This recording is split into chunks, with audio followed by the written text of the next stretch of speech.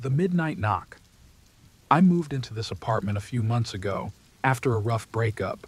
It's not a big place, but it's quiet, and for someone like me working from home, it's perfect. I like the idea of finally being alone. It's in a quiet neighborhood too, not a lot of noise, and I barely see my neighbors. For the first few weeks, everything was fine. I spent most of my time working or just relaxing in the apartment. I even installed a video doorbell, mostly for peace of mind. I'd never lived alone before, and I thought it was a good idea, just in case. It started small. I'd hear faint sounds at night, little thuds or bumps. At first, I thought it was just the building settling or maybe my neighbors. But one night, while I was unpacking, I heard a soft knock at the door. It was around 2 a.m., and I just brushed it off. I figured it was probably a mistake, someone at the wrong door. I didn't even check, honestly. I've always been a heavy sleeper, but lately I've been waking up around 2 a.m.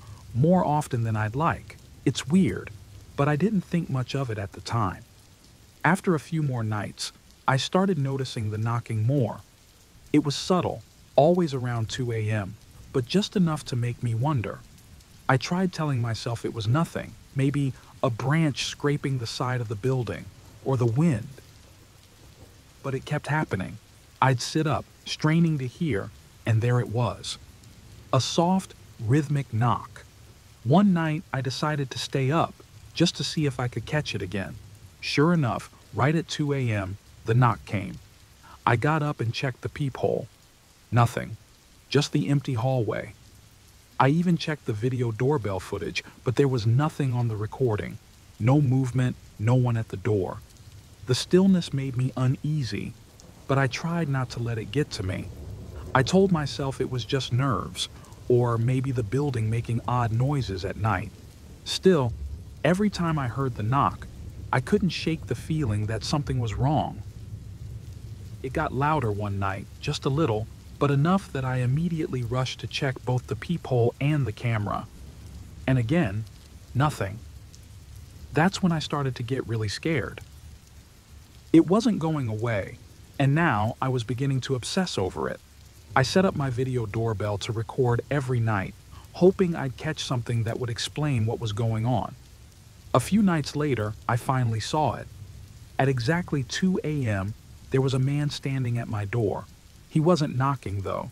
He just stood there, for hours, motionless. He was just out of sight from the peephole, which is why I never saw him when I checked. He didn't have anything distinct about him, just an ordinary guy in a hoodie. But the way he stood there, barely moving, made my skin crawl. I didn't know what to do. He wasn't trying to break in, and so calling the police felt extreme. What could I tell them? That there was a man standing at my door? He wasn't doing anything, just standing there.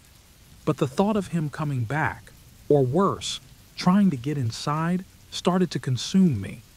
I began locking myself in my bedroom at night, too afraid to even go near the door after dark.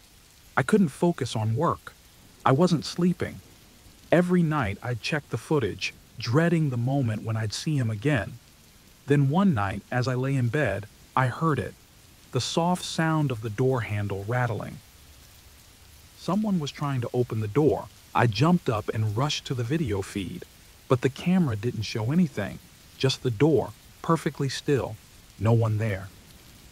A few nights after that, the knocking came back, but this time it was louder, more aggressive. It didn't stop. I was frozen, listening from my bedroom, the sound of my heart pounding in my chest. Then I heard it, the handle turning, slow and deliberate. Panicking, I opened the video feed, and there he was again, the man in the hoodie standing at my door.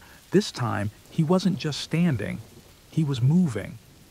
His hand was on the door handle, and he was trying to open it. I grabbed my phone and called the police, whispering into the receiver, terrified that any noise I made would give away my position. I locked myself in the bedroom closet, clutching the phone as I waited. I could still hear the rattling, the knocking. My breathing was so loud, I was afraid he could hear it through the door. Eventually, the noises stopped, It felt like hours had passed, but it was probably just minutes. I stayed in the closet, barely able to move, until I heard the police knock at my door. They checked the video footage, but by the time they arrived, the man was gone. They didn't find anyone in the building, no signs of forced entry. After the police left, I tried to convince myself that it was over, but I couldn't shake the feeling that something was still wrong. The man hadn't done anything. They said they couldn't even file a report since he hadn't actually tried to break in. But I knew what I had seen. I tried going back to my regular routine, but I couldn't relax. Every night, I'd check the footage again, but the man didn't come back. The knocking never returned. I should have felt relieved, but instead, I felt more anxious than ever, waiting for something to happen. One night, as I was reviewing the footage, I thought I saw something, just a flicker of movement at the edge of the frame. It was so quick, I almost missed it, but it was there. I couldn't tell what it was, but it sent a chill down my spine. I never found out who the man was or why he was there. The knocking stopped, but I still check the footage every night. I don't know if he'll ever come back, but the fact that I never saw him leave keeps me on edge. I'm still here, still waiting for that knock. I don't know if he's coming back, but I'll never stop wondering.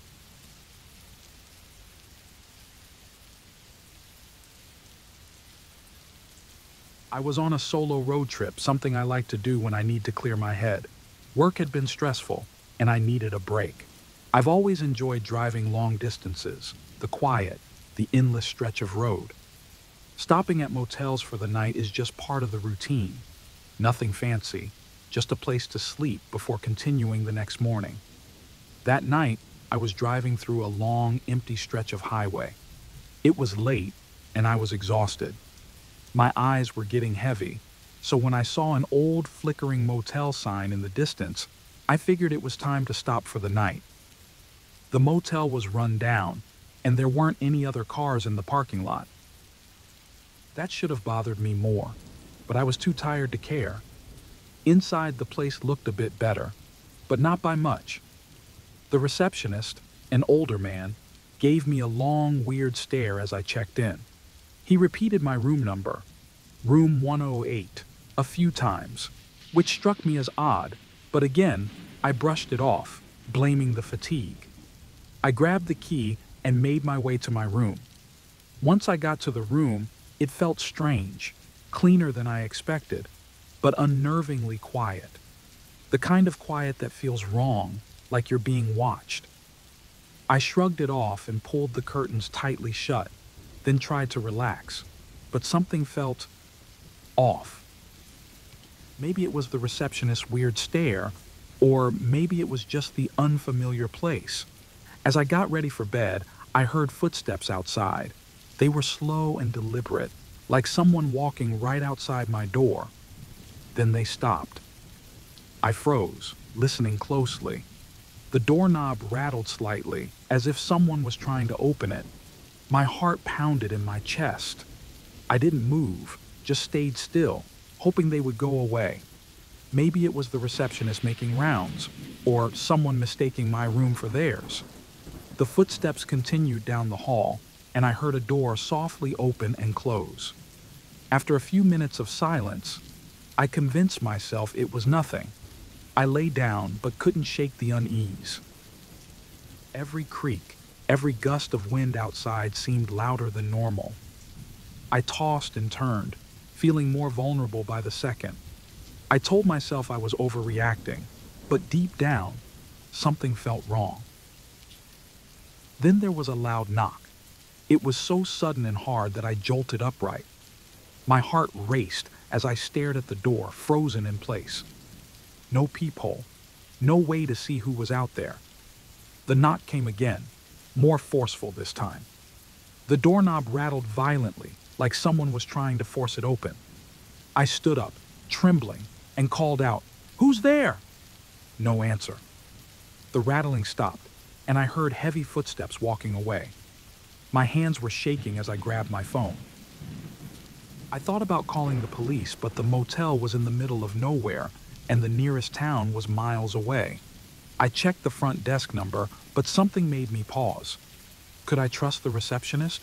What if he was involved? Minutes passed, and the silence became unbearable. My mind was racing. I pushed a chair in front of the door, trying to create some kind of barrier. Eventually, exhaustion took over, and I drifted into a light, uneasy sleep. I woke up to a sound, soft, almost imperceptible at first. A scratching noise, faint but constant, like fingernails scraping against wood. I sat up, straining to hear. Was it real? It grew louder, unmistakable now.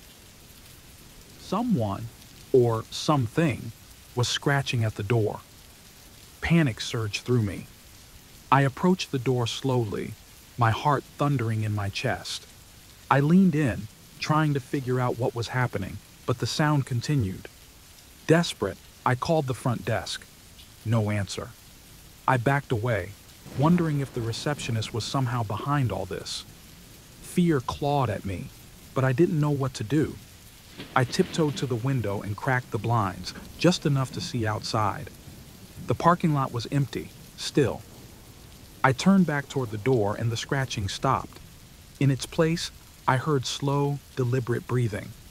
Someone was standing right outside the door. I felt trapped.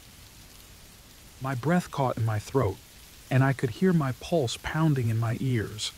The breathing stopped, and everything went quiet.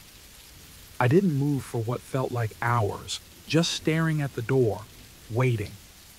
The silence stretched on until the first light of dawn crept through the window. When it was bright enough, I bolted for the door. I flung it open and nothing. No scratches, no sign of anyone outside. The hallway looked as normal as it had the night before. Without wasting any more time, I packed up my things and headed for the front desk. The receptionist was there, staring at me again with that same unsettling look. "How was your stay?" he asked, his voice neutral. I was on edge, ready to confront him, but before I could say anything, he added, "Oh, by the way, sorry about that guest last night. He thought he was in room 109, not 108. Happens sometimes." I felt a pit form in my stomach. Guest? I hadn't seen or heard anyone else all night. I muttered something about leaving and handed him the key. As I walked to my car, the unease grew stronger. I drove off, but I couldn't shake the feeling that something was wrong. The explanation the receptionist gave seemed to make sense, but why did it feel so off?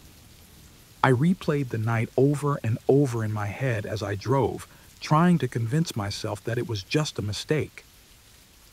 But the memory of that breathing outside my door kept coming back, haunting me. I've never stayed at a roadside motel since then. Maybe it was all just a coincidence, or maybe I narrowly escaped something far worse than I'll ever know.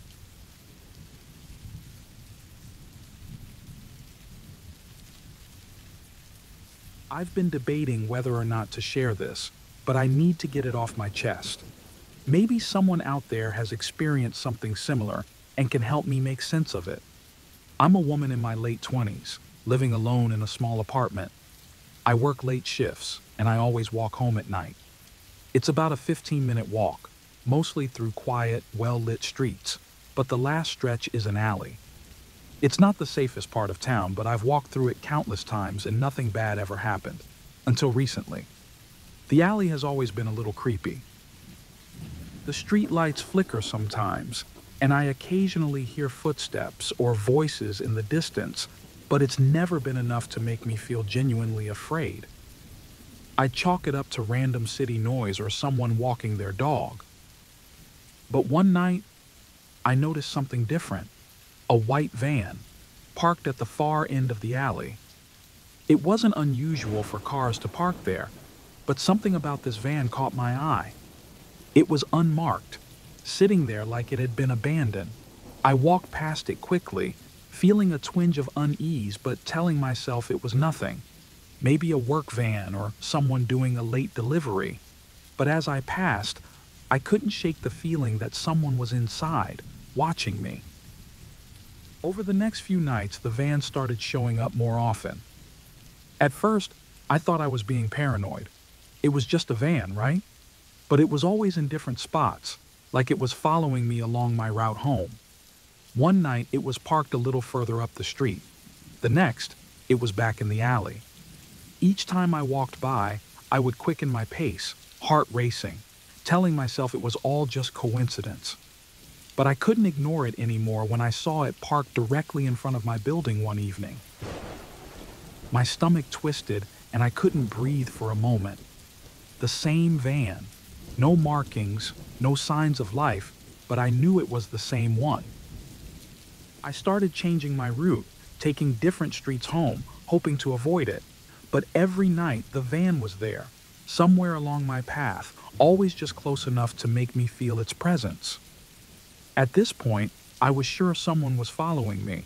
I told my friends, but they brushed it off. "You're being paranoid," they said.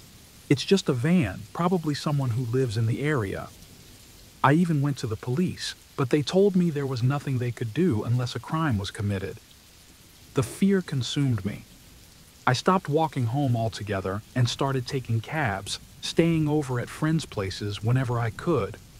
But even with all these precautions, the van was always around.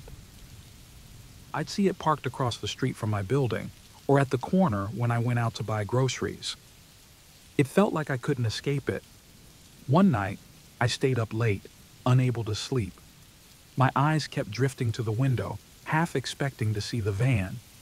And there it was, parked across the street, headlights off, but I knew it was watching. I moved closer to the window, peeking through the curtains, and my heart nearly stopped. I could see the outline of someone sitting in the driver's seat. They weren't moving, just staring up at my building. I panicked and called building security. By the time they got there, the van was gone. But now they knew where I lived. That thought alone kept me awake for hours. It all came to a head a few nights later. I had worked later than usual, and when I left, the van was there, closer than it had ever been before. It was parked right at the entrance to the alley. I considered calling a cab, but told myself I was done letting fear control me. So I started walking. The moment I passed the van, I heard the engine roar to life. I froze for a second before I started walking faster, trying not to break into a full run. But then I heard the van start moving, slowly at first, but getting closer. I turned around, and sure enough, it was following me, its headlights illuminating my path, casting long shadows that stretched toward me. I broke into a sprint. My heart was pounding in my chest, and I could hear the van accelerating slightly, like it was toying with me. I fumbled with my keys when I reached my building, hands shaking so badly I could barely get the door unlocked. Just as I slammed the door behind me, I heard the van door open. My heart stopped. I stood there panting, listening for footsteps or the sound of someone entering the building. But there was nothing. I looked through the peephole, nobody in the hallway. I ran to my window, half expecting to see the van parked outside, but it had disappeared. It was gone, just like that. I wish I could say that was the end of it, but the fear hasn't left me. I've avoided the alley entirely since that night. I always take a cab now and never walk alone. But even with all these precautions, I can't shake the feeling that someone is still watching me. I've installed new locks, added security cameras, and try to stay vigilant, but I'm constantly on edge. Every night I check the footage, expecting to see that van again. Most nights, there's nothing. But last night, something showed up. The camera caught a glimpse of a white van driving slowly past my building at around 3 a.m. I didn't sleep after that. I haven't seen the van in a couple of weeks now, but the fear hasn't gone away. I know whoever was in that van could come back at any time. It's like a shadow that follows me, and I'm constantly looking over my shoulder, waiting for it to reappear. Has anyone else gone through something like this? I feel like I'm losing my mind. I just want to feel safe again, but I don't know if I ever will.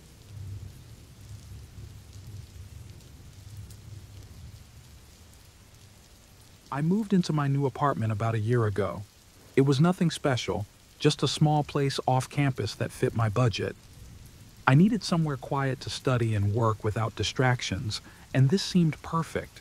The building was a bit run down, thin walls, creaky floors, and the occasional draft, but I didn't mind.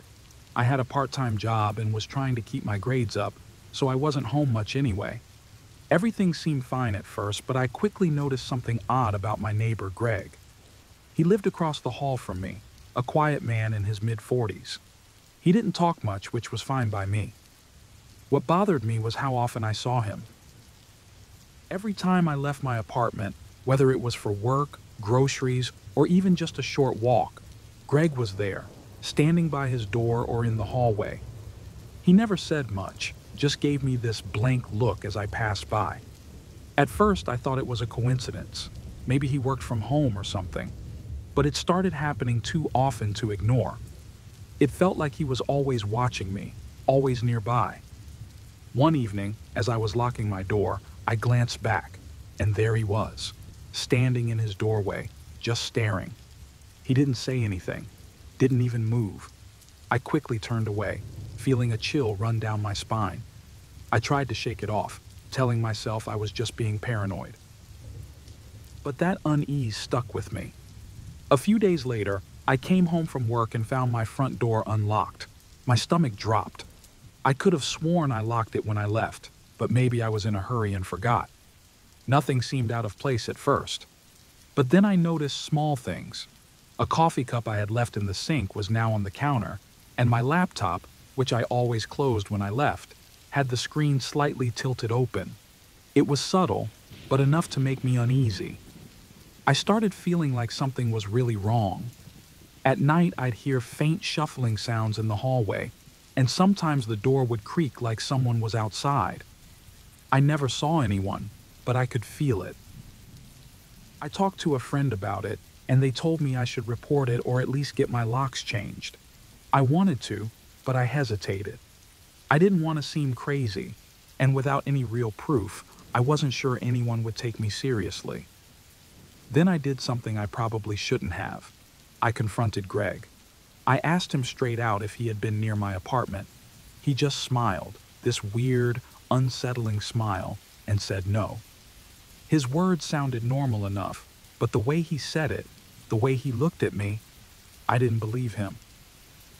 That night, I was sure I heard someone trying my doorknob. I couldn't take it anymore. I decided to take matters into my own hands. I bought a small security camera and hid it near my front door, hoping to catch anything suspicious. For a few days, nothing happened, and I started to relax a little. Maybe I was overthinking everything. Then, one morning, I woke up to a notification on my phone. The camera had detected movement in the middle of the night. Someone was at my door, trying to open it. The footage was blurry, but the figure was familiar. I couldn't make out the face clearly, but I knew it was Greg. My heart pounded as I watched the video over and over. The fear was impossible to shake. I started seeing Greg everywhere. At the grocery store, I'd catch him out of the corner of my eye, lingering in the same aisle. At a cafe near campus, I saw him sitting a few tables away. I tried to avoid him, but it felt like he was always there, always watching. In a panic, I took the camera down from my door and plugged it into my laptop to review the footage more carefully. That's when I saw it. There was footage from inside my apartment. The camera had been moved while I was gone. It was now facing my bed. I felt sick. Greg had been inside my apartment. He had been recording me. I called the police, but without clear evidence of a crime, there wasn't much they could do. They took my statement, but I could tell they didn't think it was a big deal. I changed my locks and stayed with a friend for a few days, trying to clear my head. When I returned, my apartment felt cold and empty, but at least it seemed normal. Still, I couldn't shake the feeling that I wasn't alone. A few nights later, I woke up to the sound of my door creaking. I froze, listening. Then I heard it. Soft, deliberate footsteps in my living room. My heart raced as I grabbed my phone and hid in the closet, dialing 911. I could hear someone moving around, the quiet rustling of papers, the faint sound of breathing. I held my breath, waiting, praying the police would arrive in time. When they finally did, they found nothing. No one was there. But the window was open, and sitting on the kitchen counter was a small package. I hadn't put it there. Inside was the camera I had taken down, along with a note that said, "You missed a spot." The police couldn't find any fingerprints. They advised me to stay somewhere else for a while, but I was too shaken to think clearly. I couldn't focus on anything. My studies, my job, my life, everything was consumed by the fear that Greg was still watching me, waiting for his next move. I finally decided to move out. It was the only way to feel safe. On my last night in the apartment, as I packed my things, I got a text from an unknown number. "You'll never really leave." Even now, after I've moved, I can't escape the feeling. Everywhere I go, I feel eyes on me. It's like no matter how far I run, someone is always watching.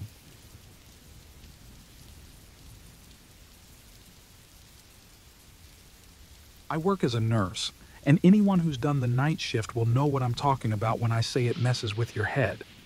You're tired, everything's quieter than normal, and you start to feel like you're in your own world. My shifts usually end around 2 or 3 in the morning, and by then, I'm desperate to just get home, shower, and collapse into bed. The hospital parking garage is massive, several levels of dimly lit, mostly empty concrete. Most nights, I'm the last one to leave. Last night was like any other. I finished my shift, exhausted, and grabbed my stuff to head to the car. The garage was, as usual, practically deserted. I remember thinking how creepy it felt, but it's not like that was new to me. The fluorescent lights buzzed faintly, casting long shadows on the empty cars. As I walked, I heard footsteps behind me. They were faint, barely noticeable, but enough to make me glance back. No one. I brushed it off as another late worker who'd already reached their car. When I got to my car, something weird caught my eye. There was another car parked just a few spots down from mine. Nothing strange about that except it was parked awkwardly far from the entrance, like it had been deliberately placed away from all the other cars. It felt out of place, but I was too tired to think much of it. I slid into the driver's seat, locking the doors automatically, habit at this point. The sense of relief that usually comes when you sit in your car, like you're finally in your safe space, washed over me. I started the engine and was about to pull out when I heard the footsteps again. This time, they were louder, closer. I froze. My hand hovered over the gear shift as I glanced in my rearview mirror. Nothing. I took a deep breath, telling myself I was being paranoid, that it was just the echo of the garage playing tricks on me. I locked the doors again, double-checking, and tried to calm down. I pulled out my phone and started scrolling, hoping the light and distraction would help me relax. That's when my car alarm suddenly went off. I jumped, my heart slamming into my chest. The blaring sound filled the garage, echoing off the concrete walls. My fingers fumbled with the keys as I scrambled to turn it off, and just as quickly as it started, the alarm stopped. The silence that followed was deafening. I sat there, shaking, trying to catch my breath. The footsteps were gone too. I didn't hear them anymore. Something was wrong. I knew it. I tried to convince myself it was just a malfunction, that I was overreacting, but I couldn't shake the feeling that I wasn't alone. I had to check. My mind was racing, fighting the urge to just drive away. I got out of the car. My legs felt like jelly as I scanned the garage. Empty. Of course it was. The footsteps, the car alarm, it had to be in my head. I took a deep breath and stepped toward the front of my car, noticing something I hadn't before. A piece of paper was tucked under my windshield wiper. Before I could grab it, a loud metallic bang echoed through the garage, like something had fallen or been knocked over. It was close, too close. Panic surged through me as I jumped back into the car, slamming the door shut.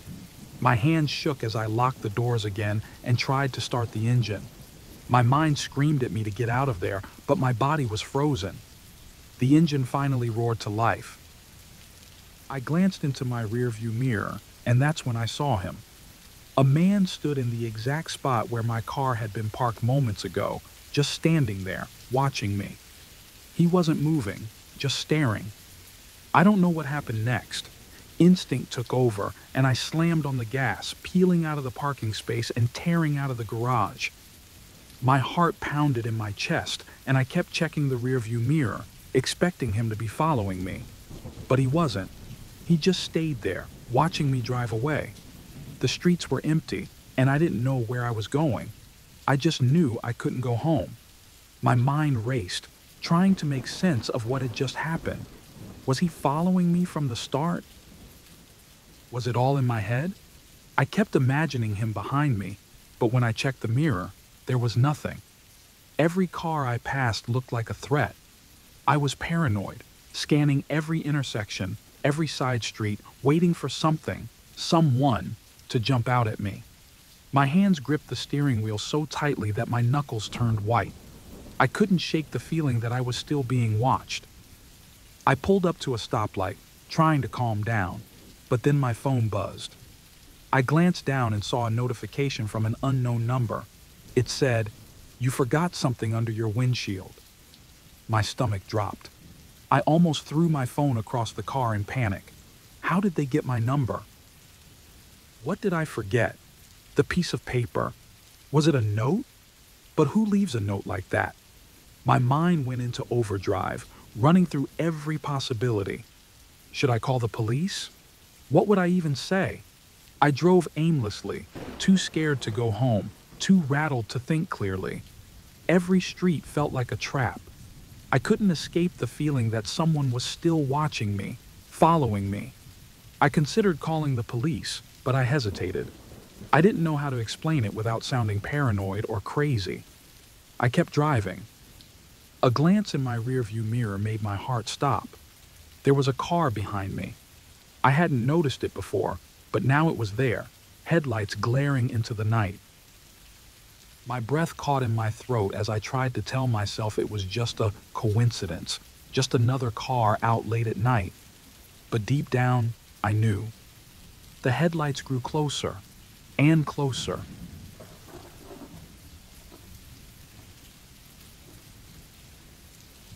I used to babysit a lot in high school. It was easy money, and I knew most of the families in our small suburban neighborhood. One family I babysat for regularly was the Morrisons. They had 2 kids, Mia, who was 5, and Josh, who was 8.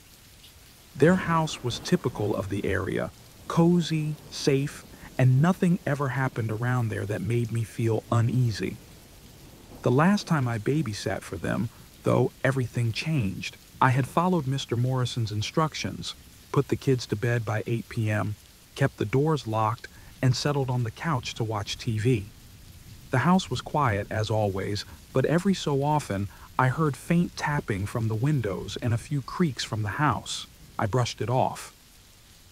Old houses make noises, right? About an hour after the kids were asleep, I checked my phone and noticed 2 missed calls from an unknown number. I didn't think much of it, probably spam, but a small, nagging feeling of unease settled in. I ignored it and went back to watching TV. That's when the phone rang again. It was the same unknown number. I figured it was better to answer and tell whoever it was to stop calling. "Hello?" I said, a little annoyed. There was a brief silence before a soft voice on the other end whispered, "I can see you." I froze.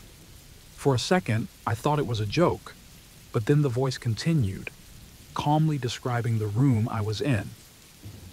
They knew I was sitting on the couch, watching TV, and they mentioned the large window behind me, the one I had deliberately closed the blinds on. My heart raced. "Who is this?" I stammered, my voice shaking, but the caller ignored me. "Mia and Josh are sleeping upstairs, aren't they?" the voice whispered, sending a jolt of terror through me. I hung up immediately and ran to check on the kids. They were still asleep, thankfully. I locked their doors just in case. Then, I hurried downstairs and made sure all the doors and windows were secured. They already were. I tried calling Mr. and Mrs. Morrison, but neither of them picked up. I was alone. I sank into the kitchen chair, my heart still racing. It had to be a prank, right? That's what I kept telling myself, even though my gut told me otherwise. I didn't have time to calm down before the phone rang again. I'm inside the house. I froze. My eyes darted around the kitchen. Was someone really inside? How could that be possible? I hadn't heard anything. No windows breaking, no doors opening. But I hadn't checked the basement door. My stomach churned as I remembered that it was around the corner, and I hadn't looked to see if it was locked. I grabbed the largest knife from the kitchen and quietly walked over to the basement door. My hand trembled as I reached for the handle. It was slightly ajar. I hadn't noticed it earlier, but now I was sure it wasn't like that before. I slammed the door shut and dragged a chair in front of it, jamming it under the handle. Trying to keep my breathing steady, I called Mrs. Morrison again. This time, she answered. "We'll be home in 20 minutes, she said, sounding tired. I didn't tell her what was going on. I didn't want to sound paranoid. I told myself I could hold out until they got back. I sat on the couch, clutching the knife in my lap, trying to focus on anything but the rising panic inside me. My phone buzzed. A new text message from the unknown number. I hesitated before opening it, my hand shaking. It was a photo. A picture of Mia and Josh asleep in their beds. The photo was taken from inside the house. I couldn't breathe. My mind raced, trying to make sense of it. The only thought that came to mind was that I had to protect the kids. I ran upstairs, unlocking their doors and shaking them awake. Mia whimpered, confused, and Josh looked at me like I'd lost my mind. "Shh, it's okay," I whispered. "Just stay in the corner of the room." I locked the door behind us and pressed my ear to it, listening. Footsteps, slow and deliberate, moving down the hallway outside. I held my breath, praying the sound would stop. But it didn't. It kept getting closer and closer.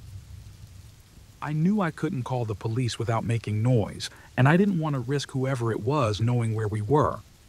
Suddenly, the footsteps stopped. Then, I heard the unmistakable sound of the front door opening and closing. I couldn't move. My legs felt like jelly, and my heart was pounding so hard I was sure the kids could hear it. I don't know how much time passed, but it felt like hours before I heard voices downstairs. Mr. and Mrs. Morrison were home. I collapsed into tears, overwhelmed with relief. I rushed downstairs, blurting out everything: the calls, the photo, the footsteps. They checked the house but found nothing. No sign of a break-in, no sign of anyone hiding.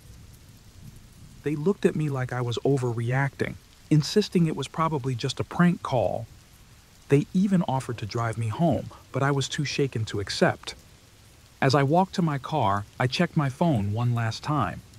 There was another message from the unknown number. "See you soon." I looked back at the house, my heart pounding again. The lights were on, and everything looked normal, but something was wrong. I could feel it. I never babysat again after that night. The Morrisons moved away a few months later. The police never found anything, and the calls stopped. But every time I see an unknown number pop up on my phone, my stomach drops. I'll never forget the feeling of being watched, of knowing someone was there, even if I never saw them. And the worst part? I never figured out who it was or how they knew so much about me and the kids. That night still haunts me.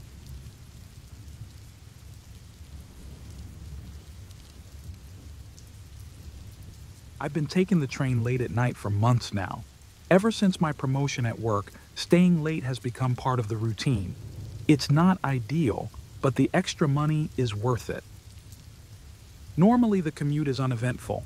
Just a quiet ride through dimly lit stations, the occasional odd passenger, and the hum of the train moving along the tracks.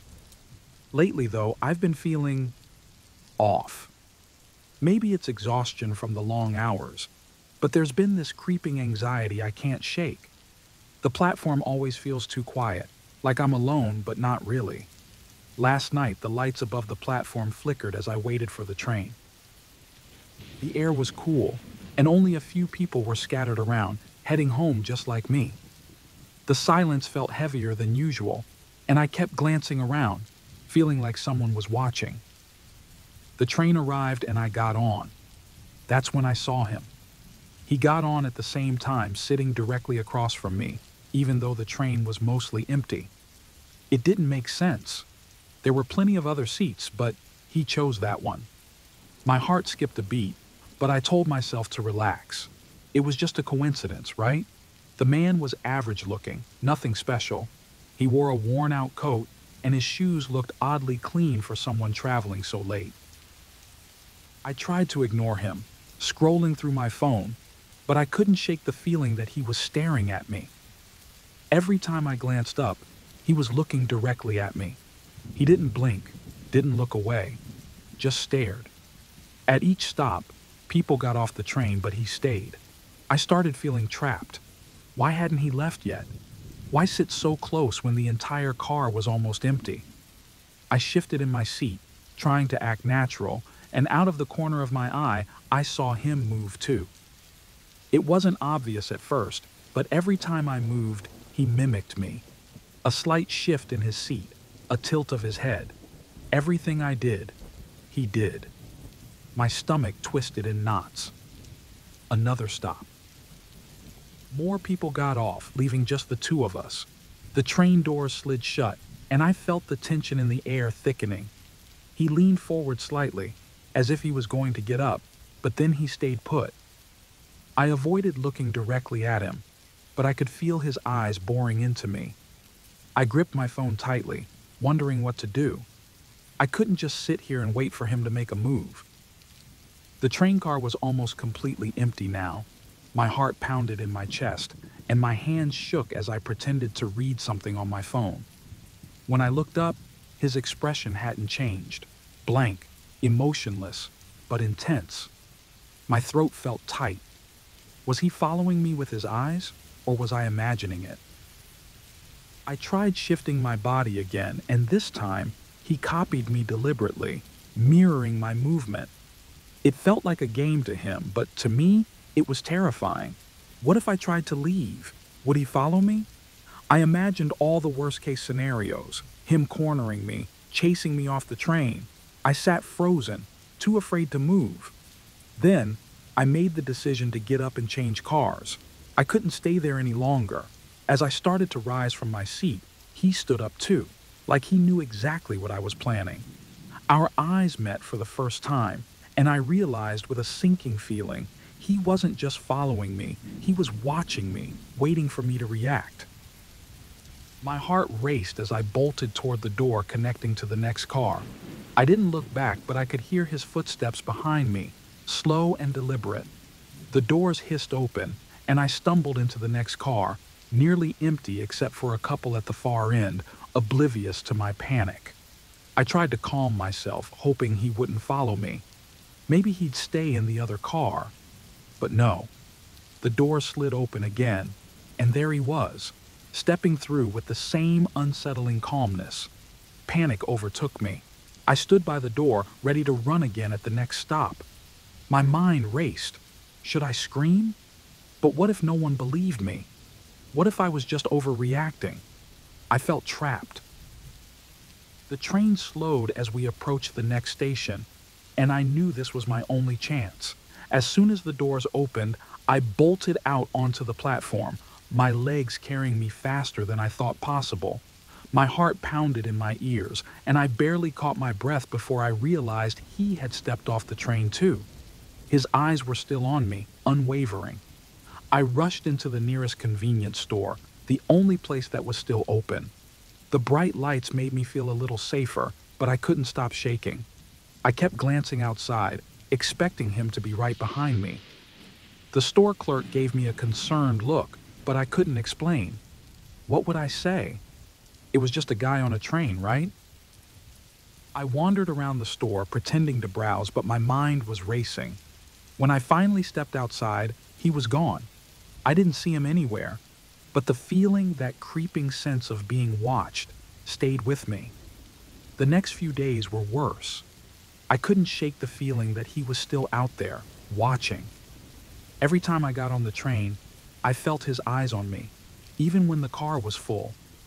I found myself scanning every passenger's face, checking over my shoulder constantly. I never saw him again, but the fear lingered. I started avoiding the train altogether, finding excuses to stay late at work or taking cabs when I couldn't avoid it. But no matter what, the paranoia stayed. Was he just a creepy commuter, or was something more sinister going on? A few nights ago, I walked down the same platform again. It was late, just like before. And as I stood there, waiting for the train, I felt it again, the prickling sensation of being watched. I looked around, but no one was there. At least, no one I could see.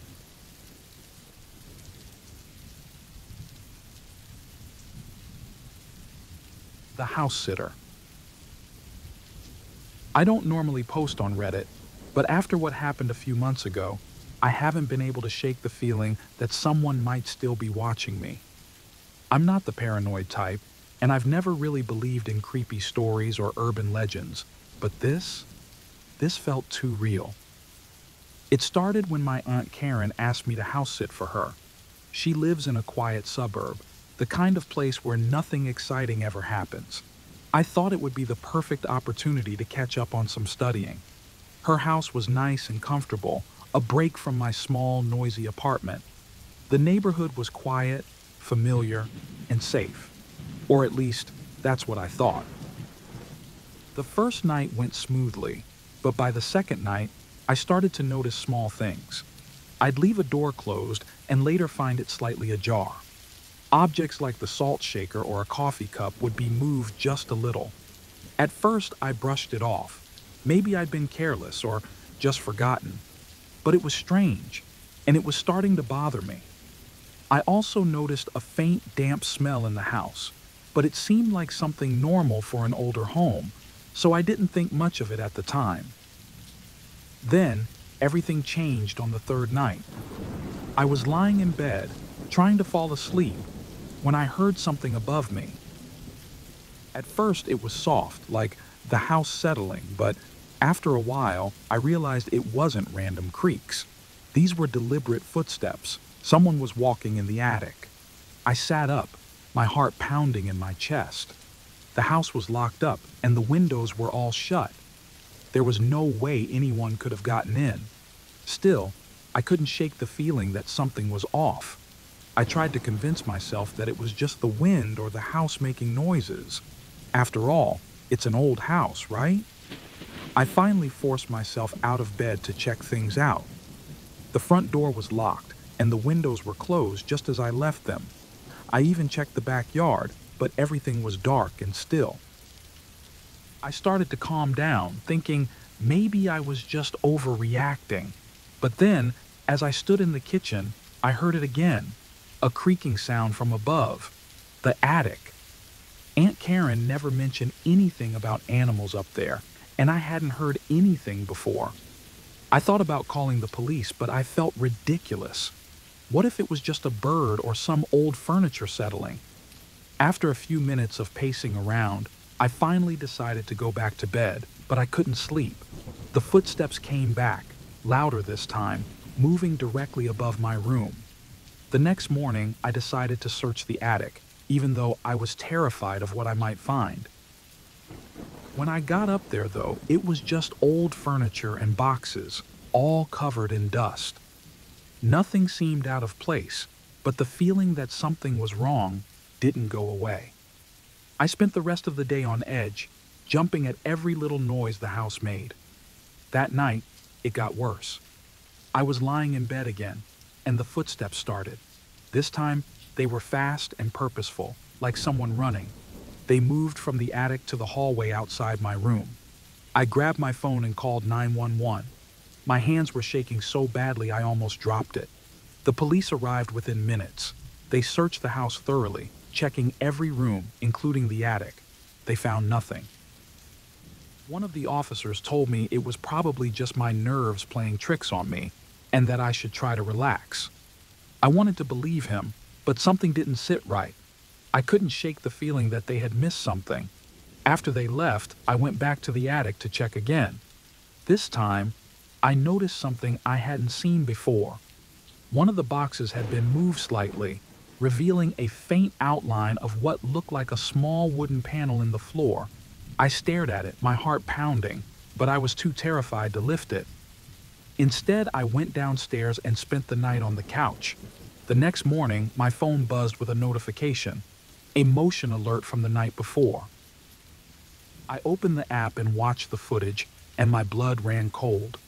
The camera had caught movement outside the attic door, but the footage cut off right after that. I didn't want to believe what I was seeing. Determined to figure out what was happening, I went back to the attic later that day. My hands were shaking as I moved the box and pulled up the panel. Inside was a small crawl space, just big enough for someone to hide. My stomach turned as I shined my flashlight inside. There was a dirty blanket, an empty water bottle, and food wrappers. Someone had been living there. I ran downstairs and called the police again, explaining what I had found. They told me they'd send someone over, but as I waited, I heard a sound, soft, deliberate footsteps coming down the stairs. I froze. My phone was still in my hand, but I couldn't move. I backed into the kitchen, grabbing a knife from the counter, my heart racing so fast it felt like it might explode. The footsteps stopped just outside the kitchen door, and I held my breath. Then, I heard the sound of police sirens. The footsteps retreated. When the police arrived, they searched the house again.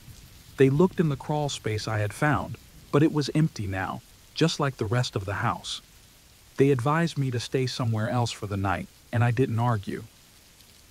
I packed up my things as quickly as possible.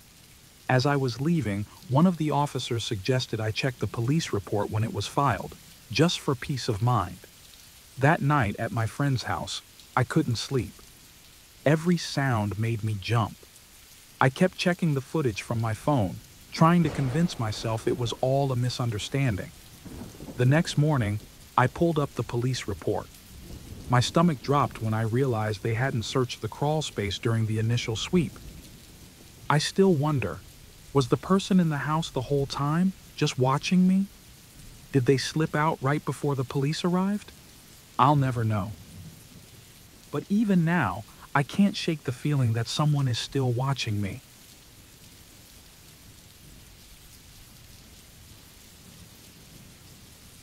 I didn't think the drive home would turn into the longest night of my life. It was supposed to be a normal trip, about 3 hours through rural highways after visiting my family. I don't travel much, just a regular guy with a 9-to-5 job, not used to spending late nights out in the middle of nowhere. The roads were empty, and the further I got from the town, the more isolated it felt. It was quiet, almost too quiet, with nothing but the hum of my engine and the occasional rustle of wind. I hadn't seen another car for miles, which wasn't surprising, given the hour. The road stretched on endlessly, with no streetlights and no towns in sight. Just me, my headlights, and the darkness. It was the kind of quiet that felt unnatural, like the world had forgotten this place existed. Then, I noticed something that sent a chill down my spine. Headlights. In my rearview mirror, way in the distance. At first, it seemed like nothing. Just another car, right? But as I kept driving, the headlights stayed at the same distance, following me, even as the road wound through hills and valleys. It felt off. I brushed it off, trying to stay calm. They were probably just heading the same way. But after nearly 20 minutes, it was hard to ignore. Whenever I sped up, they sped up. When I slowed down, they slowed down. I tried to stay rational. Maybe they were lost, or maybe we just happened to be going the same route. But deep down, I knew something wasn't right. I decided to test it. I made a random turn down a narrow, unlit side road. There was no reason for anyone to follow me there. It wasn't even on the main route. But they followed me. The moment they turned in after me, my heart started racing. It wasn't a coincidence anymore. As I drove down the road, I noticed something else.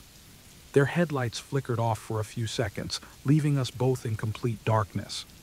Then, just as quickly, they came back on, closer this time. Panic set in. This wasn't normal. I pressed the gas pedal harder, trying to lose them. My mind was spinning with possibilities. Were they trying to mess with me? Were they dangerous? What would they do if they caught up? I could feel my chest tightening with fear. Every turn I took, they followed. Every time I thought I was gaining some distance, they caught up. It was like some sick game of cat and mouse. I thought about calling the police, but my phone barely had a signal out here. Even if I did get through, how would they find me? I was on some random back road with no signs or landmarks. The more I thought about it, the more hopeless it seemed. The headlights flickered again, this time for longer. The darkness swallowed me, and for a few seconds, I couldn't see anything. My mind screamed at me to keep going, but where could I go? There was nowhere to hide, nowhere to turn for help. I didn't even know how far the next town was. Then I saw it. A gas station, like a beacon in the night. I didn't even think. I pulled in, my tires screeching as I parked by the pumps. I was ready to confront whoever was following me, my heart pounding so hard it felt like it would burst out of my chest. But as I stopped, the car behind me swerved around and sped off into the night without a second glance. I sat there, breathing heavily, trying to process what just happened. Why had they been following me? And why just leave now?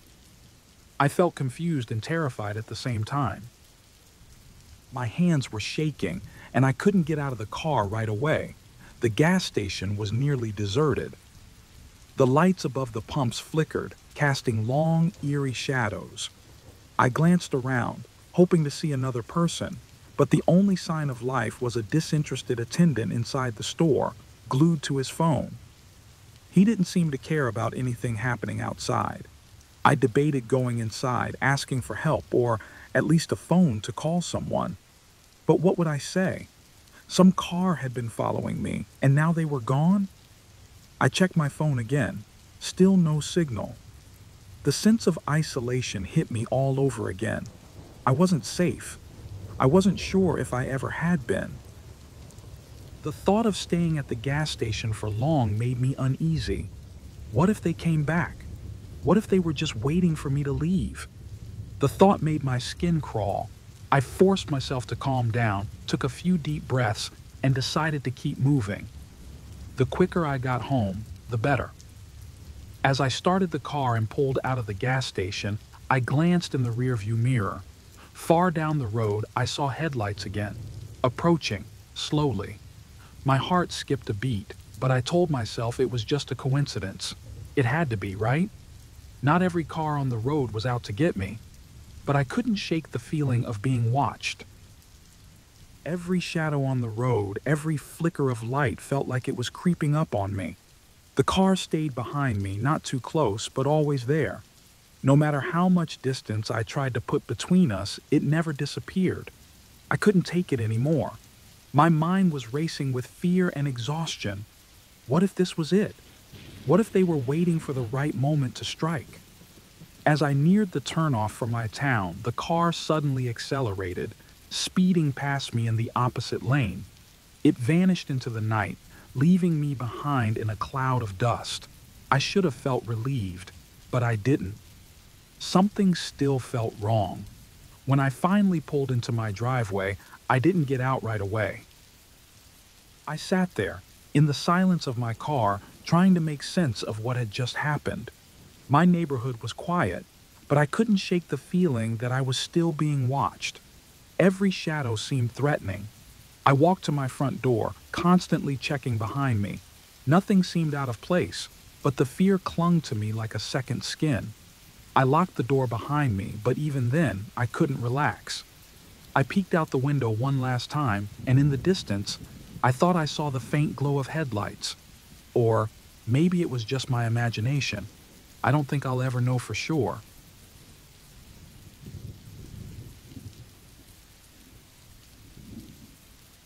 The locked door.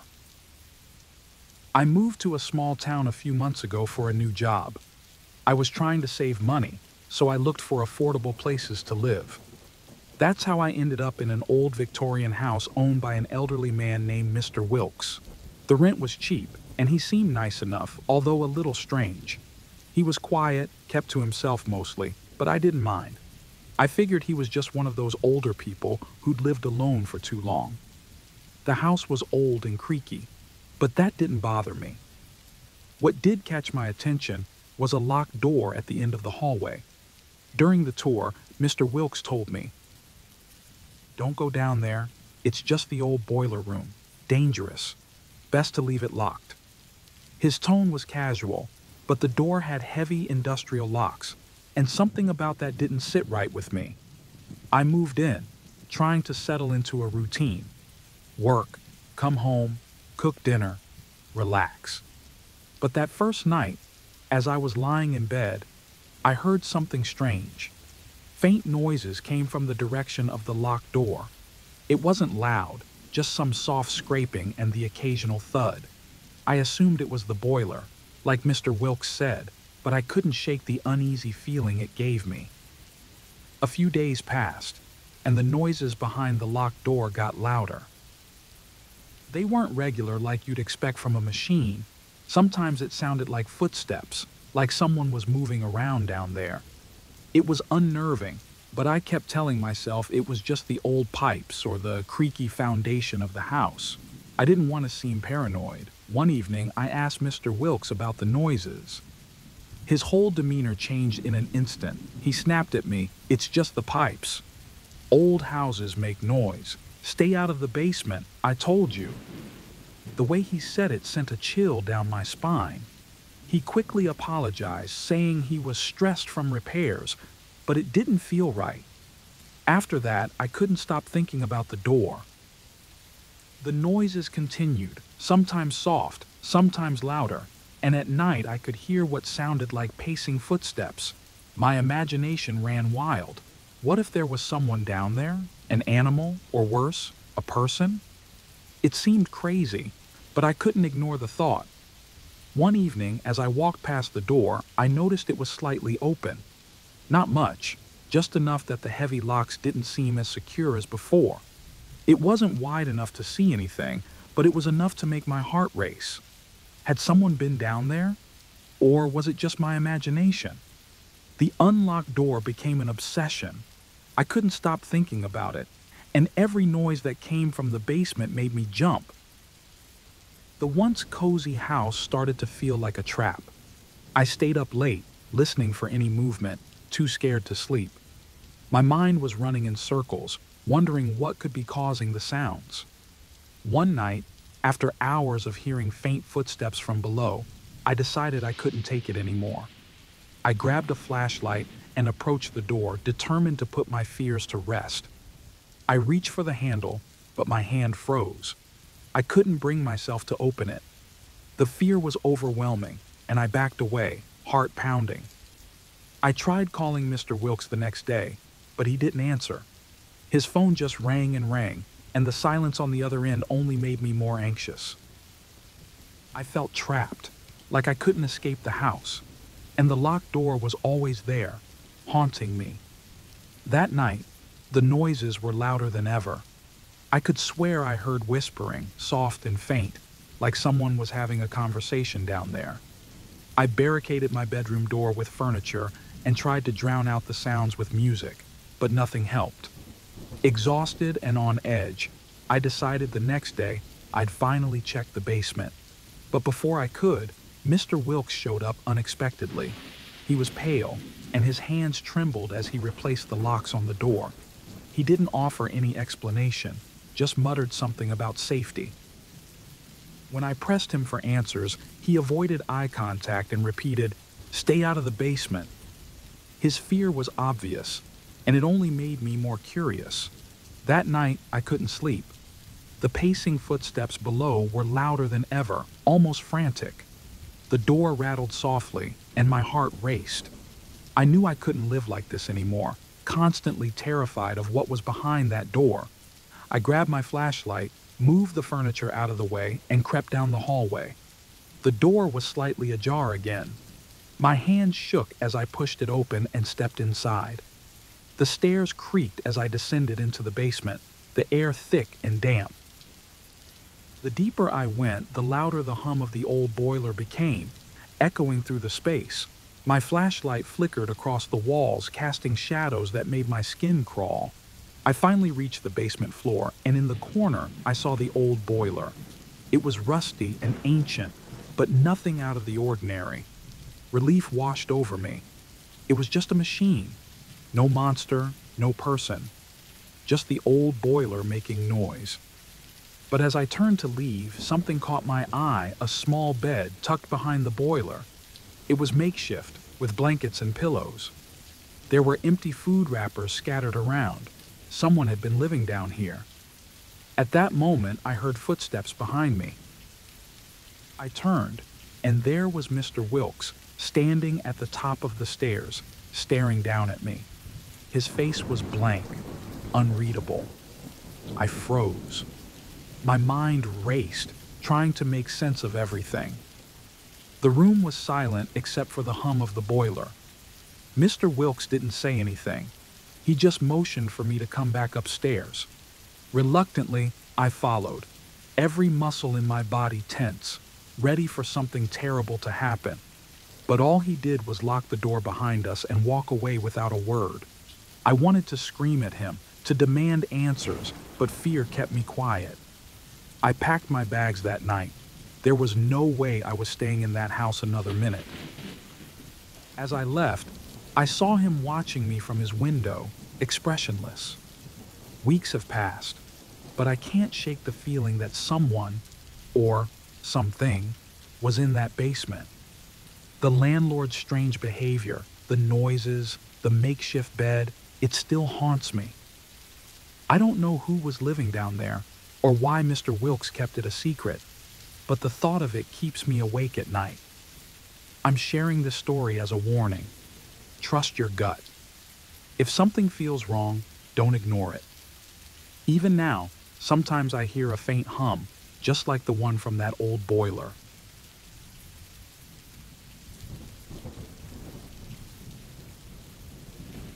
I travel a lot for work, so staying in hotels is nothing new to me. I'm used to the stale air, the weird smells, and even the occasional broken shower head. But this time, things felt different from the moment I stepped into the room. It was a standard mid-range hotel, clean, no frills, just a place to crash after a long day of meetings. I'd checked in late, around 10 p.m., after a 4-hour drive. I was exhausted and just wanted to get some sleep. But when I walked into the room, something felt off. The air was heavy, like the room had been sealed up for weeks, and there was a weird smell, faint but there, like cheap cologne mixed with something metallic. I brushed it off as my mind playing tricks on me. I was tired, after all. I unpacked a few things, took a quick shower, and got ready for bed. But as I was lying there, just about to drift off, I heard it. Breathing. Not from the hallway or the room next door.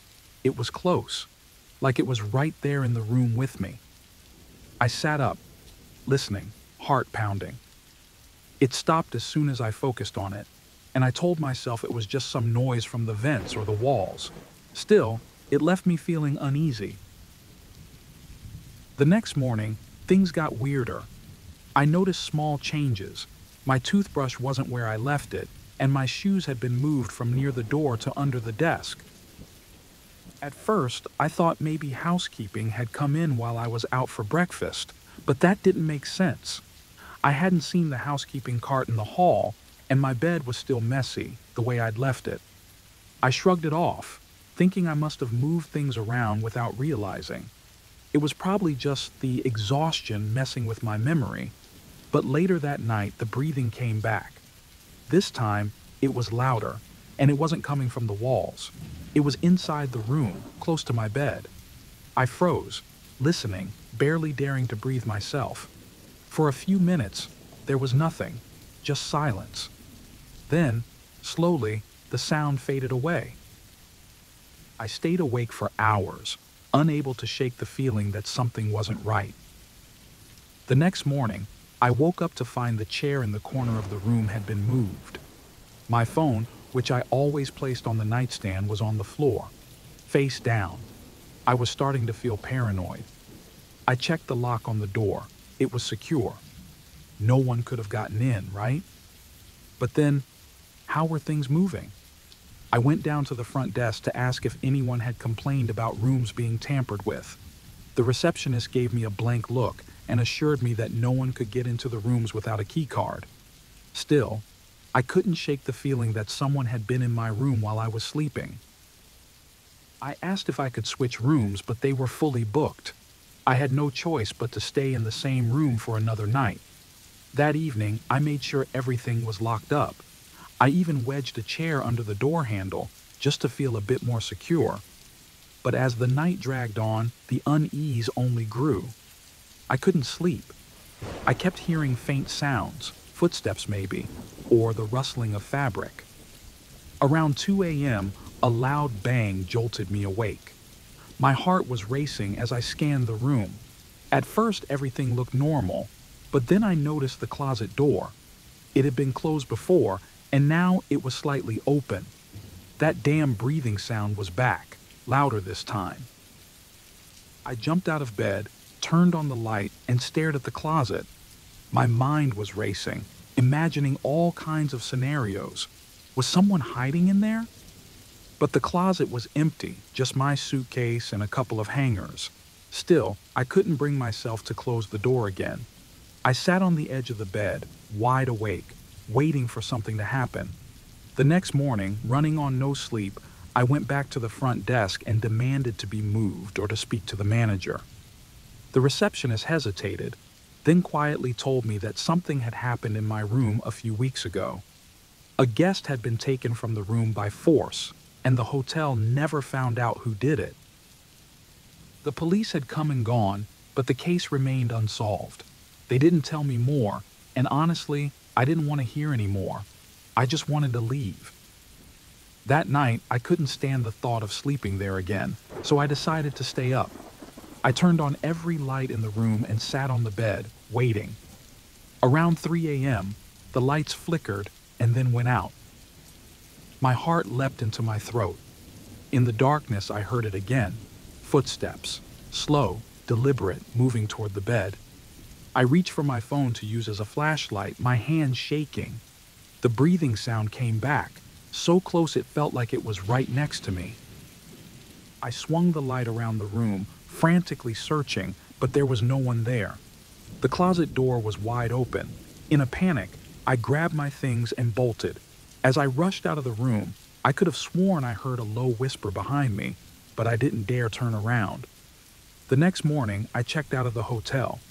The receptionist didn't ask any questions, just handed me the bill with a strange, knowing look. As I drove away, I kept checking the rearview mirror, half expecting to see someone following me. The feeling that I wasn't alone hadn't left. Even now, back home, I still don't feel safe. That night, after I got home, I woke up to the sound of breathing again. But this time, it was coming from right behind me. I've looked up the case, but I can't find anything about the guest who disappeared. I don't know if I'll ever get answers, but one thing is for sure, I'm never staying in a hotel alone again. Has anyone else experienced anything like this? I can't be the only one, right?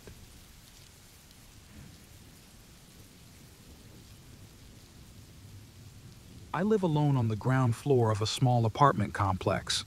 It's nothing special, a quiet neighborhood, which is great because my job requires late hours, so I'm often home after dark. Most nights, I come back, make something quick to eat, and crash on the couch. Recently, though, things started to feel off. It was little stuff at first, a creak here or there, which I always thought was from the neighbors, but it started happening more often. Sometimes I'd get this weird feeling like I was being watched, especially when I'd come home late. I even noticed smudges on my living room window a couple of times, but I brushed it off. Maybe they were there before, or maybe it was just my mind playing tricks on me. Then, one night while I was closing the curtains, I thought I saw something, a shadow just outside. It was quick, so I told myself it was nothing. But it stayed with me, that nagging sense that something was wrong. The next night, that feeling was back. You know when your brain tries to tell you something but you just don't want to listen? That was me. I kept telling myself it was nothing, but I couldn't shake it. As I went to close the curtains again, I saw him. A man, just standing there, a few feet beyond the window. He wasn't moving, just watching. For a second, I froze. My heart started pounding in my ears, and I couldn't look away. Then, I scrambled for my phone to call the police. By the time I got the nerve to peek out again, he was gone. I felt stupid by the time the cops arrived. They didn't find anything, and I could tell by their questions they didn't really believe me. Maybe I'd imagined it, they suggested. Was I tired? Stressed? Embarrassed? I told them it was probably nothing. But I knew it wasn't. The next morning, I saw something I hadn't noticed the night before. The dirt just outside the window. It was disturbed, like someone had stood there for a while.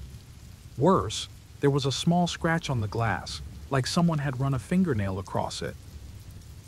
I tried to rationalize it, but the unease was creeping in. Over the next few days, my paranoia kicked into overdrive. I was constantly on edge, hearing every creak, every rustle from outside. I would check the window a dozen times a night. The guy hadn't shown up again, but that didn't stop the fear. My sleep started slipping, and I was jumpy during the day. At work, I couldn't focus. It felt like no matter where I was, he could be out there, waiting. I told a friend about it, and she suggested getting security cameras. I considered it but felt too embarrassed to go that far. What if I was wrong? Instead, I moved heavy furniture in front of the windows and made sure everything was locked, twice, 3 times before bed. Then it happened again. I woke up in the middle of the night, feeling off. I don't know why I checked the window, but I did.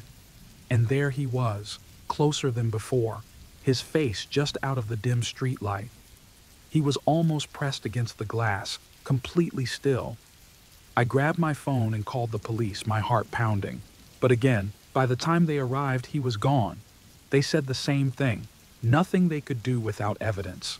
I started to understand then that this wasn't random. He was watching me. He had been for days, maybe longer. But no one was taking it seriously. The police treated me like I was overreacting, but I knew this was real. The man wasn't just some passerby. He was waiting for something. One night, I noticed the window latch was loose. It wasn't broken, but it had clearly been tampered with. That's when I realized he wasn't just watching me. He was trying to get in. I couldn't take it anymore. I was done hiding. I decided to stay up and confront him. If he came back, I'd be ready. I sat in the dark, knife in hand, staring at the window. Hours passed, my nerves shot, but nothing happened. Just as I started to think he wasn't coming, I saw him, closer than ever before, his breath fogging the glass. I snapped. I rushed to the window, banging on it, screaming at him to leave me alone, but he didn't move. He just stood there, his face barely visible. My pulse was racing, my hand gripping the knife so hard my knuckles turned white. I yelled again, telling him I'd called the police. Finally, he started to back away, disappearing into the night like a shadow. I locked the window, barricading myself inside. But I couldn't shake the fear. Why hadn't he tried to break in? What was he waiting for? I stayed by the window until morning, too terrified to sleep. Maybe I scared him off for good. Maybe he wouldn't come back. But deep down, I knew it wasn't over. I started looking into moving, but between my rent and the cost of a new place, it wasn't realistic. Days went by, and I didn't see him again, but the paranoia stuck. I couldn't relax. I was double-checking every lock, every window. I even started sleeping with the knife under my pillow, just in case. Then, one night, I woke up to a soft creaking sound. Groggy, I checked the window. It was locked. Relieved, I went to lie back down when something caught my eye. The window was slightly ajar, just enough to notice. That was when it hit me. The window hadn't been opened from the outside. It had been opened from the inside. He had already been in my apartment. I had been watched from inside all along.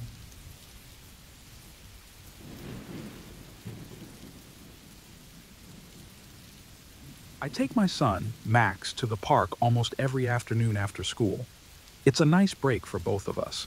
He gets to run around and play, and I get to unwind for a bit while watching him. The park is always the same, kids laughing, parents chatting, the usual. But there's this man. He sits on the same bench every day, never interacting with anyone. At first, I didn't think much of it. People go to the park for all sorts of reasons. But as the days went on, I started to notice him more. He doesn't have a book or a phone. He's not with anyone. He just sits there staring at the playground, at the kids. He never brings a child, never speaks to anyone. It's strange, but I try to brush it off. Maybe he's just a lonely guy or someone who enjoys watching the world go by. But still, every time we go, he's there. And every time I feel his eyes linger a little too long on Max. One afternoon, I catch him looking again. It feels different, though. I swear he's not just watching the kids. He's watching Max specifically. I try to ignore it, but then Max falls while playing, and I rush over to help him. Out of the corner of my eye, I see the man get up from his bench. He only takes a few steps, then quickly sits back down when he sees me looking. My heart skips a beat. Was he coming towards us? I shake my head, telling myself I'm overreacting. But I can't shake the feeling that something is wrong. I keep thinking about how close he got, about the way he's always there. It's just a coincidence, I tell myself. But I decide to leave the park early that day. As we walk away, I glance back. He's still there, watching us leave, his face completely expressionless. Days go by, and I can't stop thinking about him. Every time we go to the park, he's there. He never moves or talks, just watches. My paranoia starts to grow. I begin avoiding the park altogether, taking Max to other places. But even then, I feel like I'm being watched, like I'm not truly safe. One evening as we come home, I see him standing across the street from our apartment. My heart drops. Is he following us? I hurry Max inside, locking the door behind me, my mind racing. It could be a coincidence. He might just live nearby. But why was he standing there across the street, staring up at our building? Should I call the police? What would I even say? There's a man who sits at the park and watches my kid. It sounds ridiculous. So I don't call. I just lock all the doors and windows and double-check them before bed. I try to tell a friend about it the next day.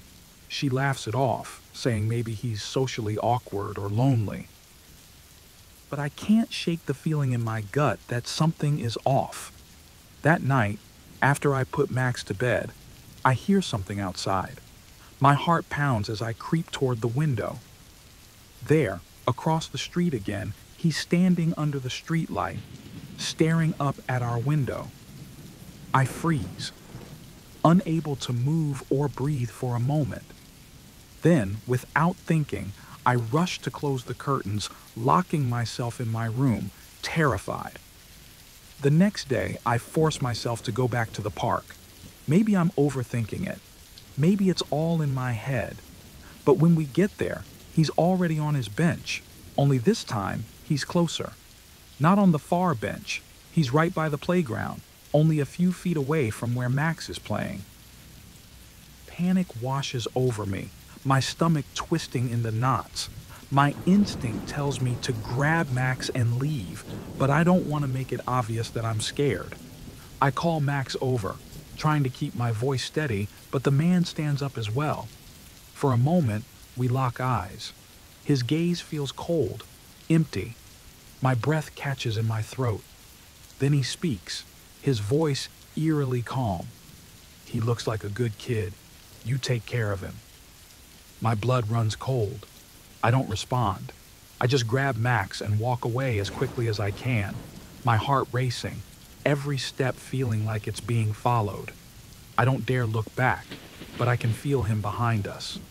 When we reach home, I slam the door shut and call the police.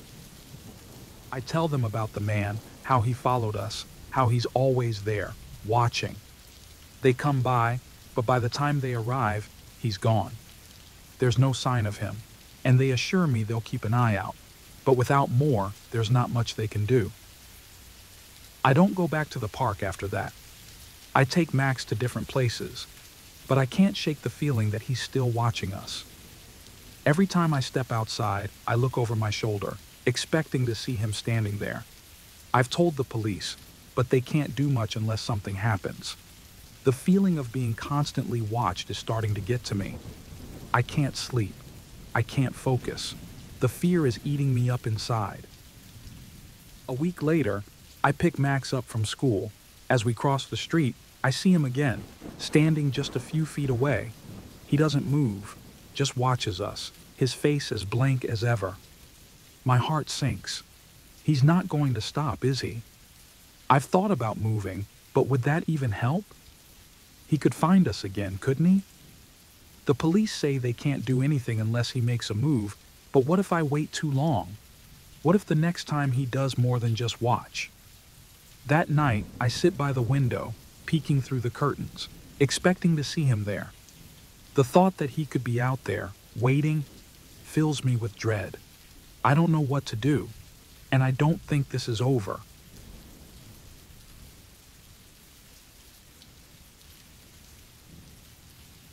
Last Saturday night still haunts me, and I honestly don't know how I'm supposed to feel safe again.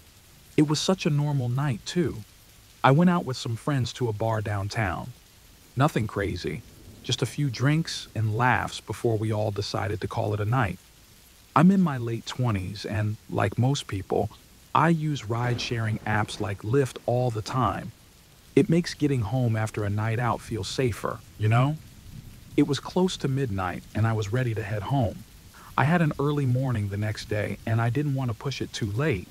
So I opened the Lyft app and requested a ride. The air had a bite to it, colder than it had been earlier in the evening. Something about the night felt off, but I shook it off as just being tired. A car pulled up a few minutes later, but something wasn't quite right. The make and model were almost the same as what the app showed, but the license plate didn't match exactly. I hesitated for just a second. Maybe I was being paranoid? It was late, and I just wanted to get home. The car seemed close enough, so I got in. That's when things started to feel wrong. The driver greeted me with a smile, asking if I was doing okay. I tried to relax, telling myself it was fine. But then I noticed small things. The inside of the car was messier than I was used to in Lyft rides, and the driver kept glancing at me through the rearview mirror more than usual. I figured maybe I was overthinking it. We started talking, just the usual small talk at first, but it quickly turned weird. He asked me if I lived alone and how often I went out at night. His questions were so personal, so invasive. I felt my stomach tighten. I tried to stay calm, giving him vague answers, but I could feel the tension growing inside me. My eyes darted to the app, and that's when I realized we weren't on the right route. Are we going the right way? I asked, trying to keep my voice steady. There was a long pause before he answered. "Don't worry," he said, almost too casually. "I know a shortcut." My heart was pounding now. Something wasn't right. I thought about texting my friends or calling someone, but I didn't want him to see me do it. He kept asking questions, whether I usually went out with friends or alone, if I had a boyfriend. Each question made my skin crawl. I glanced at my phone again. My battery was almost dead. Perfect. We started driving through parts of town I didn't recognize. It was dark, and there were fewer and fewer streetlights. I tried to stay calm, but my mind was racing. I couldn't help but think about the stories you hear, the ones about women disappearing after getting into the wrong car. Was this happening to me? Was I just imagining it? I shifted in my seat, trying to discreetly reach for the door handle to see if it was locked. Before I could act, though, the car started slowing down. We pulled over on some side street with barely any light. My chest tightened. The driver didn't say anything, but I could feel him watching me through the rearview mirror. I was frozen, every instinct in my body screaming at me to get out, but I couldn't move. Suddenly, another car pulled up behind us. I blinked, trying to understand what was happening. The driver got out, and as I looked closer, my heart nearly stopped. It was my real Lyft. The realization hit me like a truck. I had gotten into the wrong car. I stared at the driver, my mind racing. He turned to face me now, for the first time fully looking at me. There was this eerie smile on his face. "There must have been a mix-up," he said, his tone almost rehearsed. He didn't seem surprised or even concerned. He just smiled that creepy, knowing smile. I didn't wait for him to say anything else. My hands fumbled with the door and I stumbled out of the car, barely able to breathe. I practically ran to the real Lyft driver's car, slamming the door behind me. I didn't care if the wrong driver was still watching me. I just needed to get away. The real Lyft driver seemed confused but didn't ask too many questions. I sat there in the back seat, my heart still racing. I tried to explain what had happened, but the words wouldn't come out right. He nodded, clearly unsure of what to say, but I could see the concern on his face. I kept looking out the window, expecting to see the wrong car following us. It never did, but that didn't make me feel any better. I couldn't shake the thought of what might have happened if my real Lyft hadn't shown up when it did. When I finally got home, I locked the door behind me and checked it at least 3 more times before I felt remotely secure. I sat on my couch, my mind replaying the night over and over. Every time I closed my eyes, I saw that driver smile, heard his questions. I should have known better. I should have been more careful. I didn't sleep that night. Even now, days later, I still feel like I'm being watched, like something terrible almost happened. But I was lucky enough to escape. I'm constantly checking my doors, making sure I'm safe. If there's one thing I learned from that night, it's this: always double-check your ride. I got lucky, but I keep wondering, what if I hadn't?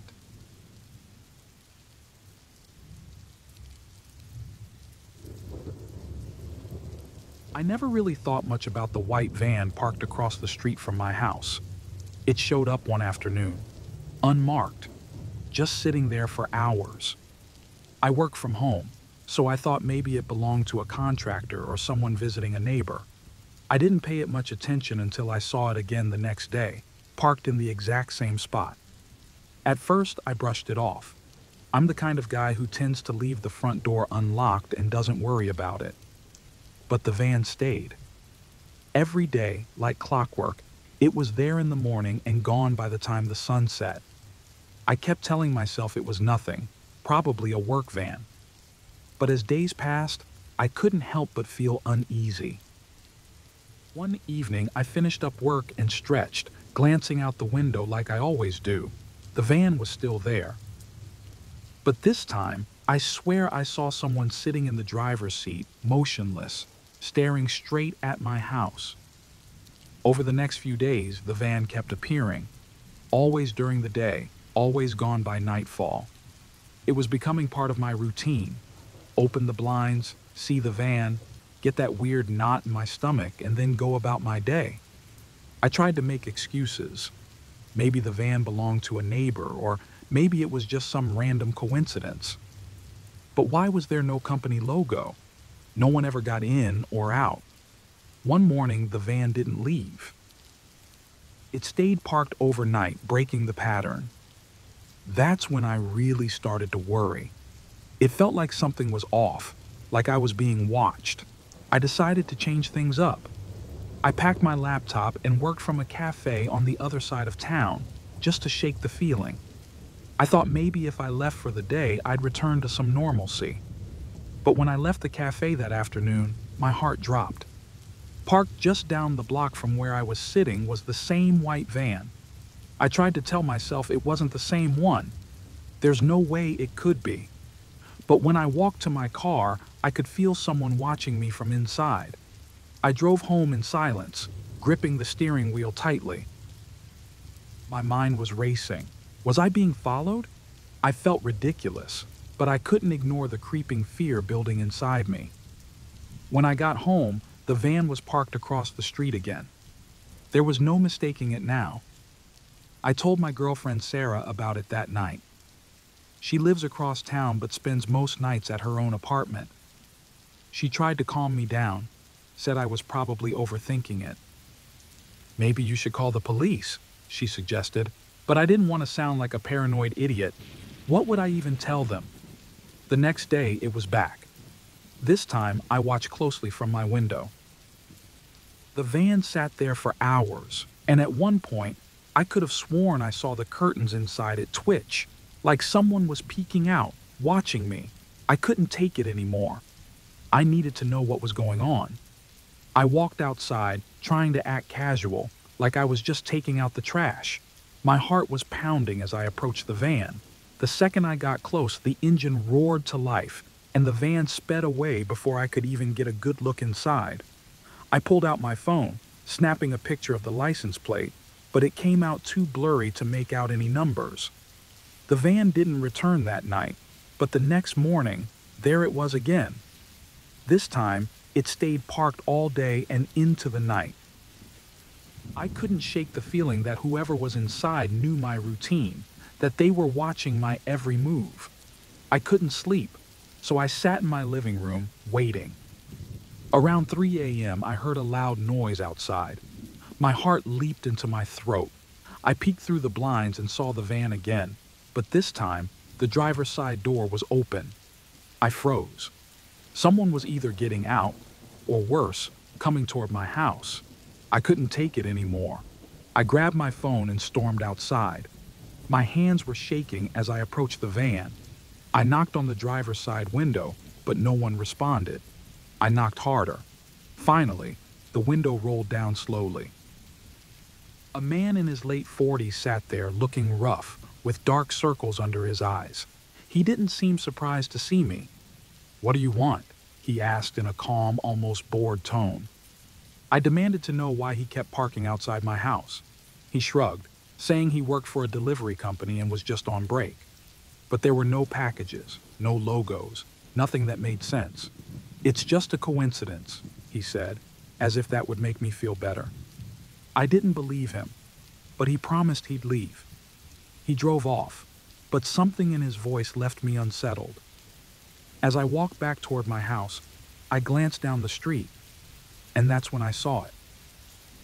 A black sedan parked in the same spot where the van had been. Someone was still watching. The van didn't return for a few days after that. I tried telling myself it was over, that maybe I was just overreacting. But every time I left my house, I felt eyes on me. I scanned the streets, looking for the van or the sedan. My sleep was restless, and every noise outside sent me running to the window. I told Sarah again, but she just smiled and said I was being paranoid. I wanted to believe her, but something didn't feel right. Then one morning, I found a small white piece of paper tucked under my windshield wiper. It simply said, "We're still watching." That was a week ago. I haven't seen the van since then, but I can't shake the feeling that they're still out there, waiting. I don't know what to do anymore, so I'm posting this here, hoping someone can tell me if they've experienced something similar. I feel like I'll never be able to relax again. Just as I'm typing this, I glanced out the window. The van, it's back.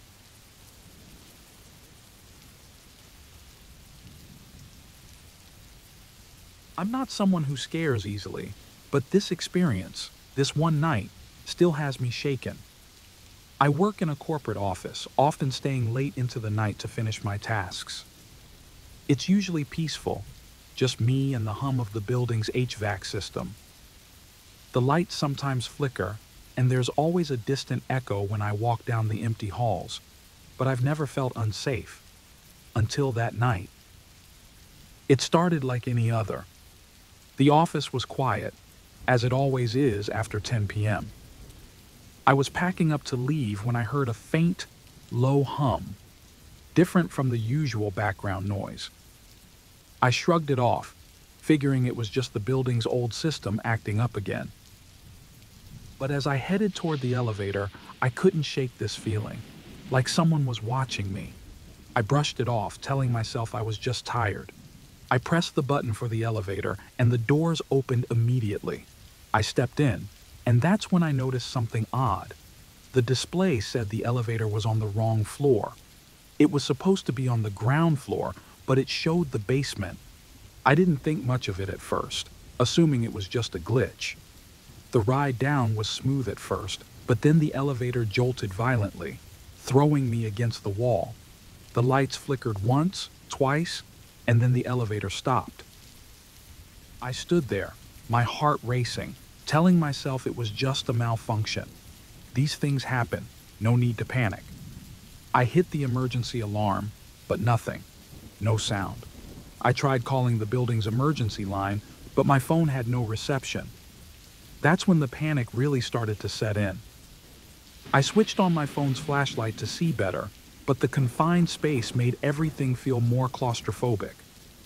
I kept telling myself help would come soon, but I couldn't shake the feeling that something was very wrong. And then I heard it. A voice, low and calm, from the other side of the elevator. "Hey, you okay in there?" I jumped, almost dropping my phone. There was a man standing just on the other side of the elevator, his face barely visible through the small gap between the doors. He introduced himself as a maintenance worker, said he got stuck too. For a second, I felt relieved. At least I wasn't alone. He asked if I was okay, and I said I was, even though my heart was pounding. He explained that he was supposed to be doing some after-hours maintenance, and the elevator must have malfunctioned. His voice was calm, reassuring even, but something about him seemed off. We talked a little, and at first it felt normal. He asked about my job, how often I worked late, if I lived nearby. I answered politely, trying to keep the conversation light, but his questions grew more personal, invasive even. He asked if I lived alone. That question hit me like a punch in the gut. Why would he need to know that?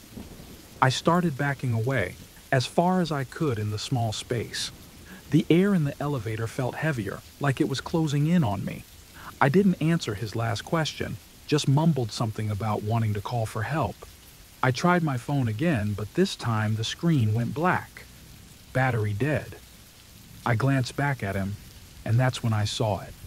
The badge on his uniform was smudged, the name barely legible. Something about it wasn't right, but I couldn't put my finger on it. My mind raced, trying to think of what to do next. He moved closer, his eyes narrowing as the light flickered again. I asked if we should try the emergency hatch, but he just smirked and said, "There's no rush." His voice had changed, less friendly, more menacing. I could feel his eyes on me, watching every move I made. My heart raced, my palms slick with sweat. No one knew I was still in the building. No one was coming for me. The elevator felt smaller by the second. I needed to do something, anything, to get out of there. That's when I noticed something in his pocket. Gloves. Thick, dark gloves. My stomach lurched. I couldn't wait to find out what those gloves were for. Without thinking, I slammed my fist on the emergency stop button again, praying it would trigger something. The elevator jolted to life, shaking violently as it descended. The man didn't move, just stood there watching me, that same unsettling smirk on his face. The doors slid open to the lobby, and I ran. I didn't look back, not until I was halfway across the lobby. When I finally did, I saw him standing in the elevator, staring at me with that cold, creepy smile. The doors closed behind him, and I felt my heart drop. I rushed to the security desk, desperate for help, but there was no one there. I scanned the logbook on the desk, hoping to find some confirmation that he was who he said he was. That's when I saw it. There was no maintenance scheduled for that night. None. The man wasn't supposed to be there. My legs felt weak as I stumbled out of the building, my head spinning. I couldn't believe what had just happened. I made it home somehow, locking every door and window behind me. But I couldn't stop shaking. It wasn't until later, as I lay in bed, that everything clicked into place. Over the past few nights, I'd noticed little things. My office light left on when I knew I had turned it off. Papers moved around on my desk. And once, I could have sworn I saw someone standing near the building as I left, but I brushed it off as nothing. Now, I can't shake the feeling that he's still watching me, that he's been watching me for days. I haven't been able to go back to the office since that night, and I can't stop thinking he knows where I live.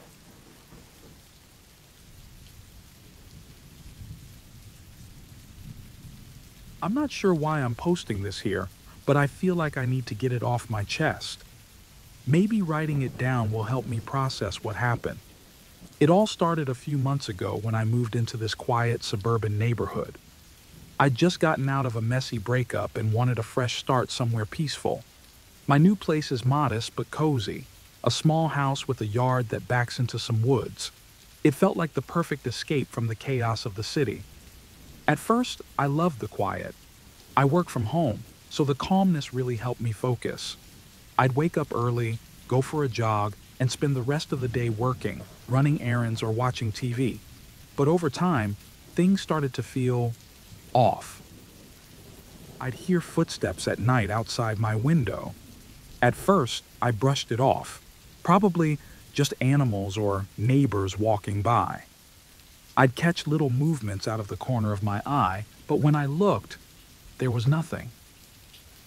The real unease started with the man across the street.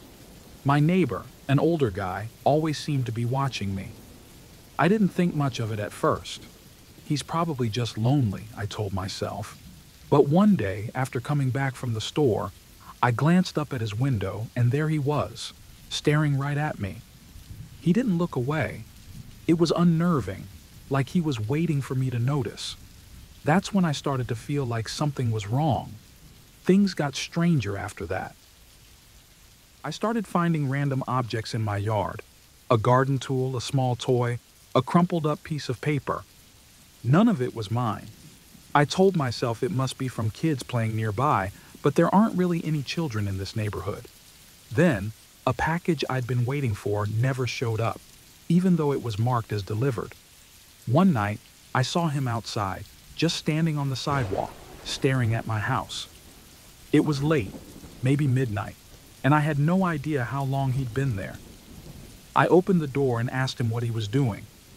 He just mumbled something about checking if I was okay and walked away, not even looking back. My skin crawled.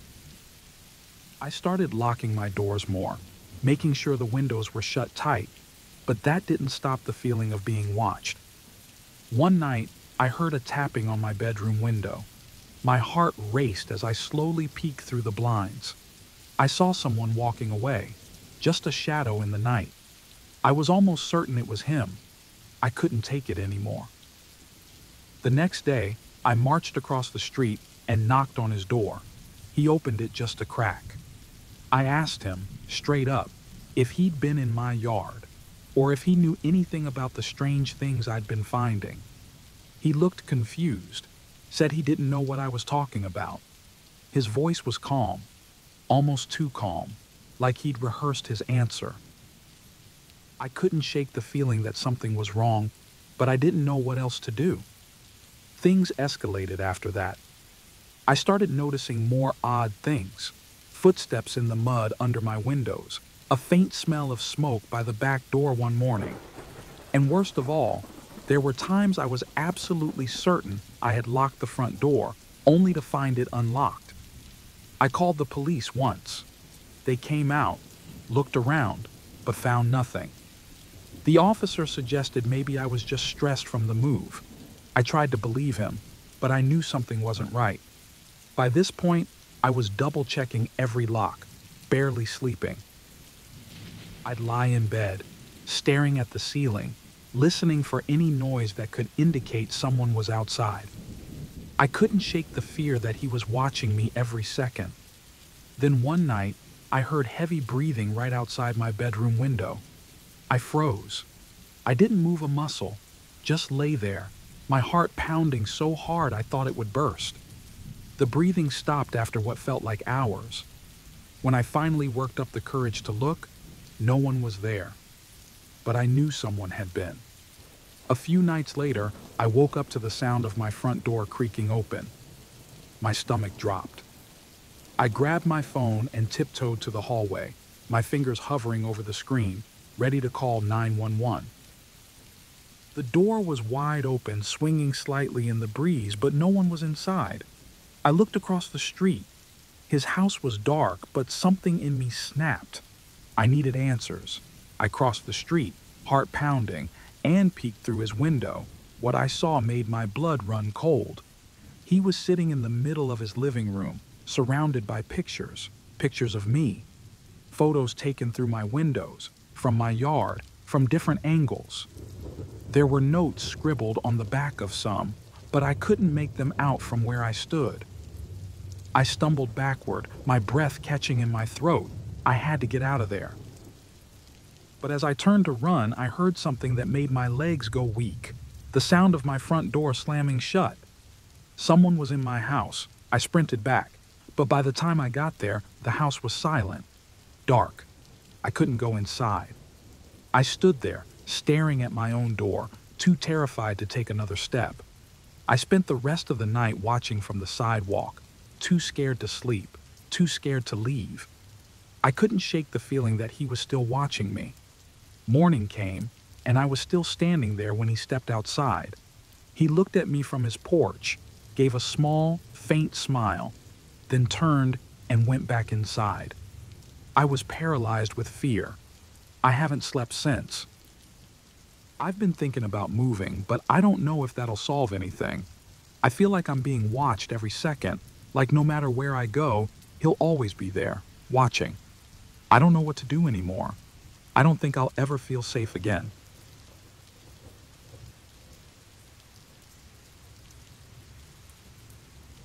The suspicious jogger. I've always been a morning person. Every day I wake up around 5:30 a.m., lace up my running shoes, and head to the park for a jog. It's not just for fitness. It's my time to clear my head before the workday starts. The park is quiet at that hour, with a few dog walkers, other joggers, and older folks getting in their morning strolls. It's familiar, almost comforting. For months, everything was the same, until one day, something changed. It was small at first, barely noticeable. There was another jogger. He wore a dark hoodie, the kind people pull low over their faces, and he started running just behind me. At first, I thought nothing of it. A lot of people run at the park, right? But as I kept going, I realized he was keeping pace with me. Exactly. Close, but not close enough to feel like he wanted to pass me. It felt intentional. I tried to shake it off. Maybe we just had the same rhythm, but then I got a quick glance at him when we looped around the same corner. His face, though shadowed by the hood, looked familiar, but I couldn't place it. I figured I was overthinking it and finished my run, but that feeling of being watched stuck with me all day. The next morning, the same thing happened. I arrived at the park, started my usual route, and there he was again, behind me, at the same distance. His footsteps matched mine. I started feeling a little more on edge. This wasn't a coincidence anymore. By the third day, I was hyper-aware of his presence. Every time I glanced over my shoulder, he was there. I could hear his breathing, the soft thud of his feet on the gravel. I'd turn my head, and he'd keep the same distance, close, but not too close. Always just behind. I told myself it was ridiculous. Maybe we were just two people with the same routine, right? But on that third day, something happened that I couldn't shake. I finished my run and walked toward the parking lot to head home. As I approached my car, I noticed him standing nearby, not looking at me, but just standing. His back was turned, and he wasn't doing anything in particular, just standing there. It was enough to send a shiver down my spine. I got in my car and left as fast as I could. For the next few days, I couldn't stop thinking about him. The more I thought, the more paranoid I became. Was he following me? Was I imagining it? One morning, I decided to switch things up and took a different path, one less populated. I thought it might help shake him, but there he was again. Same distance, same pace. But now, he felt closer. The sound of his footsteps seemed louder in my ears, and the panic began to creep in. I thought about confronting him, asking what the hell his problem was, but the idea of getting that close scared me. What if it escalated? What if I was wrong? What if it wasn't even about me? That's when the paranoia started spilling over into other parts of my life. Even outside the park, I felt watched. Walking down the street, I'd catch myself glancing over my shoulder, expecting to see him. At night, I lay in bed hearing phantom footsteps. My dreams became nightmares of being chased, running, but never getting away. I was losing sleep, losing focus at work. Every moment, the thought of that jogger loomed over me. I tried jogging at different times, earlier, later, but it didn't matter. He always appeared. Each time he was right behind me, like a shadow I couldn't shake. I started questioning my sanity. Was he really there, or was I imagining it? Was I losing my mind? Every day, I scanned my surroundings, hyper-aware of every movement, every person passing by. Then, one morning, things took a strange turn. The jogger appeared again, but this time he was wearing different clothes. His hoodie was replaced by a simple t-shirt, but his gait was unmistakable. Same pace, same distance. The change threw me off. Was it even him? Maybe I was projecting my fear onto someone else. I couldn't tell anymore, but it made everything feel even more surreal, like my reality was unraveling. I couldn't take it any longer. I had to confront him. I needed answers, or I'd go crazy. One morning, I made a plan. I'd stop near the exit of the park, pretend to tie my shoes, and wait for him to pass. When he got close enough, I'd confront him. I was shaking with adrenaline, every nerve in my body on edge. I heard him approaching, the rhythmic sound of his steps growing louder. My heart pounded in my chest. Just as he was about to pass, I stood up, blocking his path. We locked eyes for the first time. He looked startled, like he hadn't expected me to confront him. I blurted out, "Why have you been following me?" He blinked, looking confused. "I'm not following you, man. This is just my regular route." I stood there dumbfounded. His response was so calm, so casual, that it left me reeling. Maybe I'd been wrong all along. Maybe he really was just another runner, doing the same thing I was, but the doubt lingered. Had I imagined everything? I finished my jog that day feeling embarrassed and uneasy. As I left the park, I couldn't help but glance back, watching him run off into the distance, not once looking back at me. But the unease didn't leave. Even with his explanation, something still felt off. For days after, I didn't see him again. I should have felt relieved, but the damage was done. The fear had taken root. Every jog, every walk, I couldn't shake the feeling that someone was watching me. No matter where I went, it felt like eyes were on me, lurking just out of sight. Eventually, I stopped jogging at that park altogether. I changed my routine, hoping it would help. But even now, whenever I'm out in public, I catch myself looking over my shoulder, half expecting to see him again. And I still can't be sure. Was he just another runner, or was there something more sinister that I'll never know? I'll probably never feel completely safe again.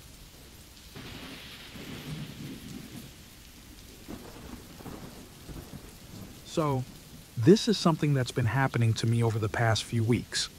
I didn't think much of it at first, but now I'm not sure if I'm being paranoid or if something really bad is going to happen. I guess writing this here is a way for me to figure it out, or at least get it off my chest. About a month ago, I decided to sell an old bookshelf I had lying around. I live alone in a small apartment, and I'm not exactly rolling in money, so Craigslist seemed like an easy way to make a quick buck. I've sold things there before, nothing unusual. You list it, exchange a few messages with potential buyers, and someone eventually comes by to pick it up. That's what I thought would happen this time too. The guy who eventually contacted me about the bookshelf seemed normal enough in his emails. He asked a few questions about the size and condition, nothing strange. We agreed on a price, and he said he could come by after work to pick it up. It was later than I would have preferred, but I figured I'd just get it over with. I needed the cash. That's when things started to feel off. He messaged me last minute to ask if he could come by around 9 p.m. instead of 6. It was already dark by then, and I hesitated, but I agreed, telling myself it was just my overactive imagination making me nervous. When he finally arrived, I opened the door, and he immediately gave off this strange vibe. He was polite, sure, but something about him felt too casual, like he was too comfortable being there. He complimented my apartment, which I guess could have been friendly, but it felt like he was looking too closely, his eyes lingering on the windows, the furniture, the layout. I brushed it off as him being awkward. He asked a few more questions than I was comfortable with, though, stuff about whether I lived alone, how long I'd been there. I lied and said my boyfriend was moving in soon. It felt like the safe thing to say. As he left, I saw him take out his phone and snap a couple of pictures. At first, I thought he was just taking a photo of the bookshelf, maybe to show someone. But as soon as he was gone, it hit me. He wasn't just taking pictures of the furniture. He had snapped pictures of my apartment, the layout, the windows, my front door. The whole thing made me uneasy, but I tried to shake it off. That night, I couldn't sleep. Every sound seemed amplified. The creaking of the floorboards, the wind against the window. I kept thinking about him, his questions, and those photos. Something didn't feel right. The next few days were weird. I started noticing things around my building. Little things, like the feeling of being watched, or hearing footsteps outside my door at odd hours. But every time I checked, there was no one there. Then one of my neighbors casually mentioned seeing a man hanging around the building entrance, just standing there. When she described him, my stomach dropped. It sounded like the guy from Craigslist. I told myself it was just a coincidence, but I started feeling paranoid. It got worse. Whenever I left my apartment, I'd catch glimpses of someone across the street. He never came too close, but I could feel his eyes on me. My heart would start racing, and I'd hurry back inside. I started changing up my routine, coming home earlier and checking my locks constantly, but that feeling of being watched never went away. One night, I was sitting in my living room when I saw a flash outside the window, like someone taking a photo. My blood ran cold. The next morning, I woke up to a message from an unknown number. "You look nice tonight." I hadn't left the apartment all day. At that point, I was officially freaked out. I went to the hardware store, bought extra locks, and installed them on every door and window. I even bought a baseball bat to keep by my bed. I called the police to report the weird texts and the guy hanging around, but they said there wasn't much they could do. Without any real evidence, they couldn't help me. A few nights later, I was scrolling through my phone when I got a notification from my building's security app. Someone was at the front door. My heart stopped when I saw who it was. Him. The guy from Craigslist. He was just standing there, wearing a baseball cap, staring up at my apartment. He didn't do anything, just stood there for what felt like hours before finally walking away. I couldn't sleep that night. Every creak, every shift in the building, I thought he was coming back. Then, just before dawn, I heard it, the soft sound of someone trying to open my door. I froze. The sound stopped, but I didn't move until the sun was up. I stayed in bed, too scared to check the door. The next morning, I noticed a scratch on the lock. It wasn't there before. It was small, but fresh. I felt a sinking dread in my stomach. I couldn't stay here. I started packing, but where would I go? My lease wasn't up and I couldn't afford to break it. I checked my security app obsessively for the next few hours, but nothing came up. Then, just as I started to convince myself I was overreacting, I got another text. "See you soon." I don't know what to do anymore. I'm still here, still waiting for something terrible to happen. I've told the police, but they still won't take me seriously. I'm living in constant fear, hiding in my own home. I keep the lights off, and I sit in the dark, trying to be invisible. I can't see him, but I know he's watching. How do you stop someone who knows where you live?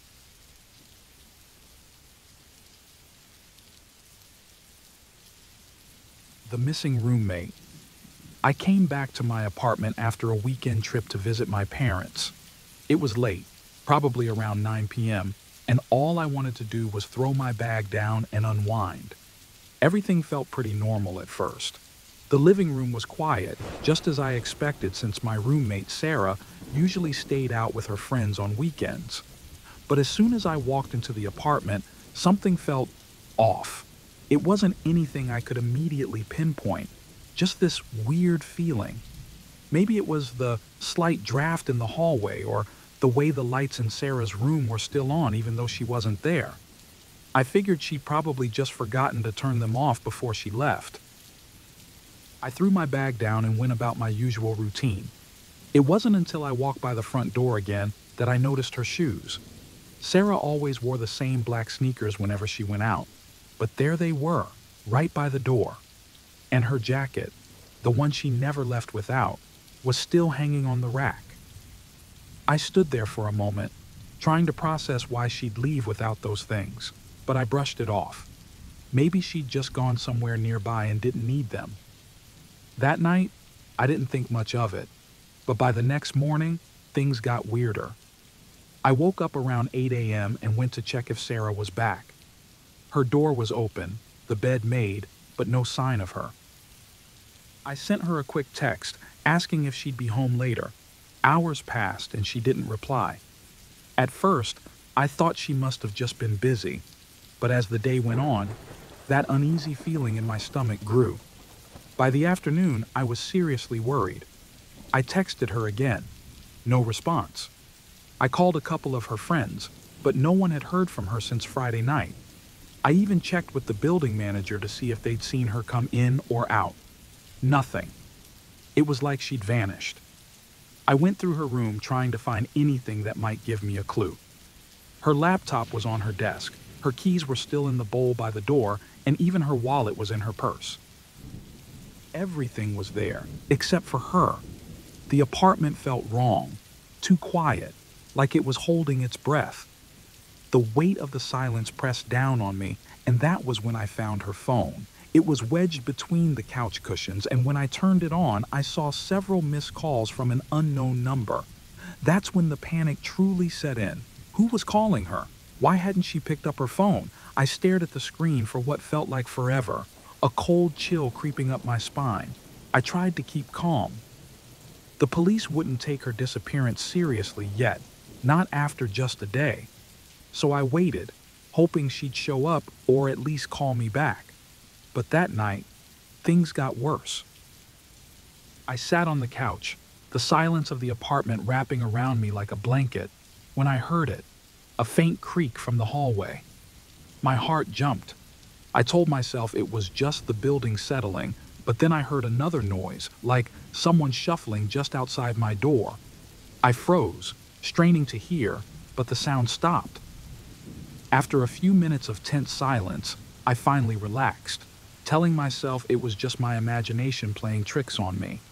But sleep didn't come easily that night. Every time I closed my eyes, I had these horrible dreams, Sarah screaming for help, but I couldn't find her. I woke up drenched in sweat, the eerie quiet of the apartment suffocating. The next morning, I decided to call the police. They told me it hadn't been long enough for them to take a missing persons report seriously. Maybe Sarah was just out with friends, they said. Maybe she didn't want to be found right now. I knew better. Sarah would never just vanish like this, especially without her phone. The days blurred together. I barely slept.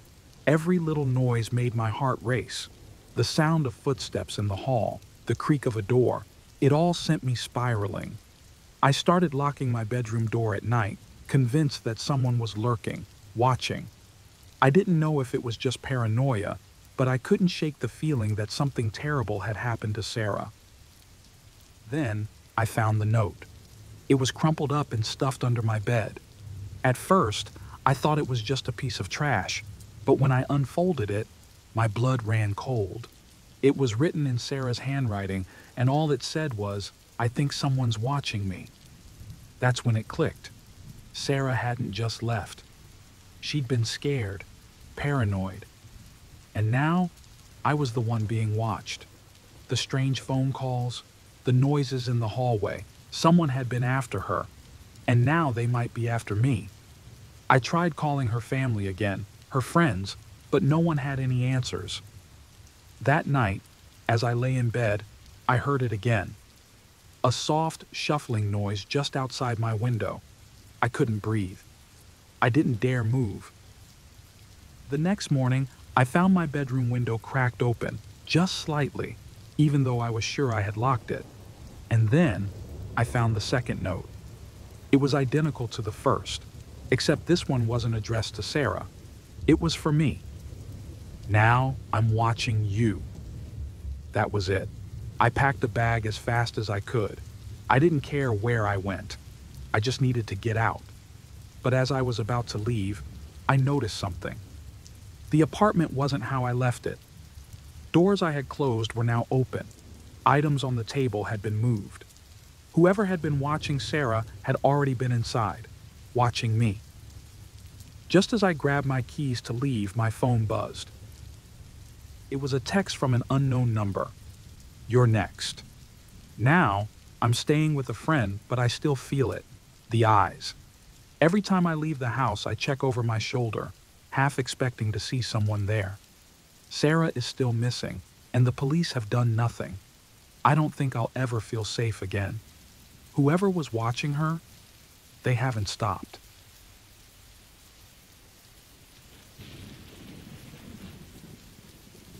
Okay, so I don't usually post stuff like this, but I really need to get it off my chest. This happened about 2 weeks ago, and I've barely slept since. I was cat sitting for a friend while she was out of town for work. She lives in this nice, quiet suburban neighborhood. You know the type. Small houses, well-kept lawns, not a lot going on. Honestly, I thought it'd be a mini vacation. A few days of lounging around, feeding her cat, maybe watching Netflix. But it turned out to be one of the scariest experiences of my life. The first night was pretty normal. The house felt cozy, and the cat, Luna, was a little skittish but warmed up to me after a bit.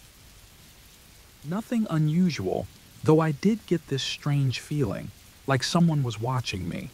I brushed it off as just being in someone else's house alone. I've always been a little paranoid in new places. Later that evening, after making sure the doors were locked, I swore I heard a faint creak coming from upstairs. It wasn't anything loud, just one of those noises that make you stop and listen for a second. I told myself it was just the house settling, like people always say, but it still gave me a weird feeling. The next day, I started noticing small things that didn't add up. I remember closing a window in the kitchen, but when I went back later, it was open. I figured maybe I'd forgotten or not closed it properly. Still, it bugged me. Luna's behavior wasn't helping either. She was acting weird, staring into the hallway, then bolting off to hide under the couch. She wouldn't go near certain rooms, especially the guest bedroom. I tried to ignore it. That night, things got worse. I was lying in bed, scrolling through my phone, trying to fall asleep, when I heard slow, deliberate creaking on the stairs, like someone was walking up and down. My heart raced. I grabbed my phone and opened the security camera app. My friend had cameras around the house, just in case, and I thought it'd help calm me down. At first, everything looked normal. Then I rewound the footage a bit, and there it was, a figure standing near the back door. It was only there for a second before disappearing off camera. I stared at the screen, trying to make sense of it. Maybe it was a glitch, a shadow from something outside. It didn't make sense, but I convinced myself that's all it was. I texted my friend, asking if anyone else had a key to the house, but she said no. It was just me. I was freaked out but didn't want to make a big deal out of nothing. Still, I barricaded the bedroom door with a chair before going to sleep, feeling kind of stupid for doing it. The next morning, things escalated. The door to the guest bedroom, where I hadn't even been, was wide open. I was sure I'd closed it. Luna refused to go anywhere near that room, hissing when I tried to bring her close. At that point, I started wondering if I was losing my mind. Maybe I'd left the door open. Maybe I hadn't closed the window all the way. My brain was trying to rationalize everything, but it wasn't working. I called a couple of friends to see if anyone could come over, but no one was available. So, that night, I decided to stay up. I kept the lights on, sat in the living room, and obsessively checked the security cameras. Around midnight, I got a notification, movement detected in the kitchen. I froze, opened the feed, and there it was again. The figure, standing perfectly still in the hallway just outside the kitchen. This time, it was clearer. Definitely a person. My heart was pounding in my chest. The figure moved, disappearing into the kitchen. I panicked and called the police, my hands shaking so badly I could barely hold the phone.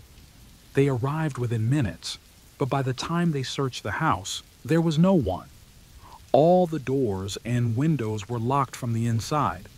They checked the camera footage, but even they brushed it off as a glitch. They said it was probably nothing, but I wasn't so sure. After they left, I couldn't shake the feeling that I was still being watched. Every time I glanced at the cameras, I expected to see something. I stayed awake until around 3 a.m. when my phone buzzed again, a motion alert from the camera. I opened the feed, and this time, the figure was standing right outside the bedroom door. I couldn't breathe. It felt like the figure was looking straight at the camera, as if it knew I was watching. I stared at the screen, completely frozen. Then, footsteps. Slow, heavy footsteps outside the door. I grabbed my phone and looked around the room for something, anything, to defend myself with. I pushed the chair out of the way and quietly moved to the window. I didn't care how stupid I looked. I was ready to jump out. Suddenly, there was a loud bang on the door. I flinched, my whole body shaking with fear. I knew I had to get out. I opened the window, climbed onto the roof, and somehow made my way down to the ground. I ran to the neighbor's house, banging on the door, screaming for help. The police came again, but just like before, the house was empty. No signs of forced entry, no one on the cameras this time. It was like nothing had ever happened. They looked at me like I was crazy. Honestly, I started questioning myself too. Had I imagined the whole thing? I couldn't stay there anymore. I left the next day, completely drained and confused. Ever since, I've been checking the security feed from time to time, but nothing's come up. My friend still can't figure out what happened, and I haven't told her everything. Here's the weirdest part. Luna, the cat, she's missing. My friend hasn't seen her since she got back. I don't know what to think. I keep replaying everything in my head, trying to figure out if I was losing my mind. But there's one thing I can't shake. The last time I checked the cameras, I could have sworn I saw that figure again, just for a second, standing by the back door. I don't know what's real anymore.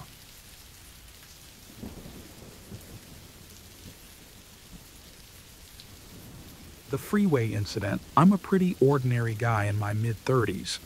I live in a quiet town about an hour outside the city. Every month or so, I visit an old friend of mine who lives downtown. It's something I look forward to, a little break from the routine. The drive home is usually peaceful, especially late at night when the freeway is practically empty. I enjoy the quiet hum of the road. It helps me clear my head after a long day. Last month, though, that drive was anything but peaceful. It started like any other night. I said goodbye to my friend, got in my car, and merged onto the freeway. The road stretched out in front of me, dark and still. It was one of those moments where the world feels far away, and you're just floating along. I was lost in thought when I noticed a car behind me, maybe a few hundred feet back. It wasn't unusual. People are always coming and going on the freeway. But after a while, I realized this car wasn't just driving behind me. It was tailing me. At first, I brushed it off. Just someone in a hurry, I figured. They were a little close, but I wasn't going to let it bother me. Then, their headlights flashed. Not a full beam, but a quick, aggressive flick. It caught me off guard, but I told myself not to overthink it. Maybe they were annoyed with my speed or something. I kept driving. But the car stayed right on my tail. A few minutes passed, and they flashed their lights again. This time longer, more insistent. I glanced in my rearview mirror, trying to make sense of it. They were so close now that their headlights filled the entire mirror, and I felt my chest tighten. It didn't feel like a mistake anymore. Whoever was behind me was doing this on purpose. I switched lanes, hoping they'd just pass, but they didn't. They moved with me, staying right on my bumper, flashing their lights again. My irritation shifted into unease. What did they want? Why were they doing this? I pressed down on the gas, speeding up. I thought maybe I could lose them, but they kept up easily, staying glued to me, flashing their lights more and more. My hands were gripping the steering wheel so hard my knuckles were white. For the first time, I felt real fear creep in. I glanced back again, and for just a second, I thought I saw something. A shape in the driver's hand. A weapon? My mind jumped to the worst possibilities, and suddenly the freeway felt far too empty. I took the next off-ramp without even thinking. I didn't know the area well, but I figured if I got off the freeway, they'd leave me alone. No one would follow a random car down some deserted side street, right? Wrong. The car followed me. I didn't even have time to be relieved before they were behind me again, tailgating closer than ever. The street was narrow, with barely any lights, and every time I looked back, I could see their headlights flashing in the darkness, chasing me. The road twisted and turned, but no matter where I went, they stayed right there, inches from my car. They pulled up next to me at one point, their car swerving dangerously close to mine. For a second, I thought they were going to hit me. My heart was pounding so hard I could feel it in my throat. I wanted to call the police, but what would I even say? I wasn't even sure if I was in real danger or if I was just overreacting. The car drifted back behind me, their headlights practically touching my bumper. I couldn't see anything but those lights in my rearview mirror. It was like they were chasing me down. I thought about pulling over, but stopping in the middle of nowhere felt even worse. I was trapped, and my mind raced through every bad scenario. Suddenly, without warning, the car shot past me, speeding down the road in a blur. My hands were shaking as I watched it disappear into the distance. I let out a breath I didn't even realize I was holding. It was over. The nightmare was finally over. But then I saw it. A few hundred yards ahead, the car had stopped. Just sitting there, on the side of the road, as if waiting for me. My stomach dropped. I slowed down, unsure of what to do. Turning around wasn't an option. The road was too narrow. I couldn't stay here either. I had no choice but to keep driving. My heart was racing as I approached the car, my foot hovering over the brake, ready for anything. I passed it. Nothing happened. But as I drove by, I glanced over, and I saw the driver's face, pale, expressionless, staring right at me through the window. His eyes were cold, empty, like he was watching me, waiting for something. It made my skin crawl. I barely had time to process it before I heard the screech of tires behind me. I looked back, and the car was coming after me again, headlights blinding me in the mirror. My whole body tensed, and I pressed the gas harder, not caring how fast I was going anymore.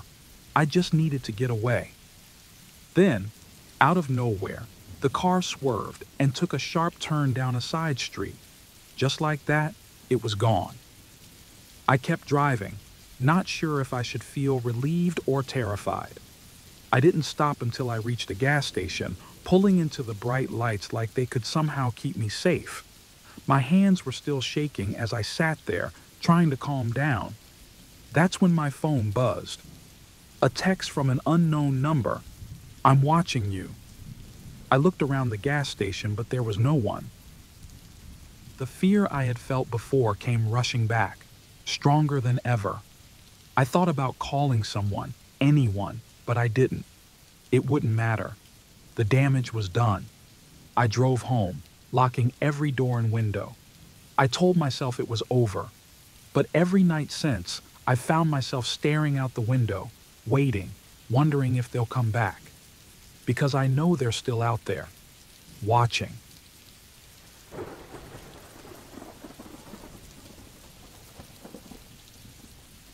I'm a freelance graphic designer, and for the past few months, I've been looking for something more stable. You know how it is, the constant search, endless applications, hoping for a callback. My routine was normal. Every day I'd wake up, check emails, do some freelance work, then spend hours browsing job boards. Nothing unusual. But recently, I got this strange notification from a job board I didn't even remember signing up for. I thought it was just a glitch or some spam, so I ignored it. Looking back now, I wish I hadn't. A week later, I received an email from a company called Nova Solutions. The subject line read, "Exciting opportunity just for you." I hadn't applied to them, but the job offer was exactly what I was looking for.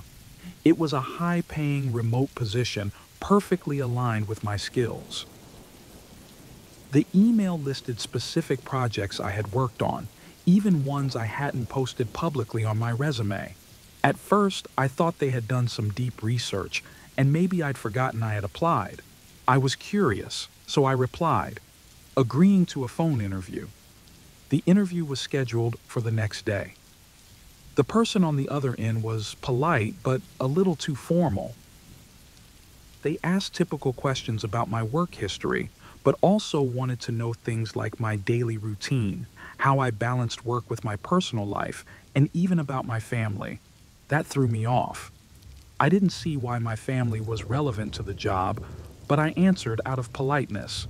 After hanging up, I felt a bit uneasy, but I convinced myself it was just a thorough vetting process. That was when things got strange. Nova Solutions started bombarding me with emails, texts, and calls. At first, they were about setting up more interviews, but the questions became even more invasive. They wanted to know details about my social life, what I did in my free time, when I went to bed, and even if I had pets. It was creepy. They seemed to know things about me that I hadn't told them. They asked about a specific coffee shop I went to regularly, which I had never mentioned. I started ignoring their messages, but that only made things worse. They contacted me more frequently. One day, I got a text that said, "Hope you enjoyed your run this morning." I froze. I had gone for a run that day, something I hadn't posted about or shared with anyone. My heart raced as I looked around my apartment. Was I being watched? That night, I noticed an unmarked white van parked outside my building. It had been there before, but I hadn't thought much of it until then. Now I couldn't shake the feeling that someone was inside, watching me. I tried to tell myself it was just a coincidence, but my gut told me otherwise. I blocked their number and deleted their emails, but that didn't stop them. A few days later, I received a handwritten letter in the mail. It wasn't stamped, meaning someone had physically dropped it off. The letter mentioned my childhood address and referenced books I loved when I was a kid. It even mentioned the name of my childhood dog, who had passed away years ago.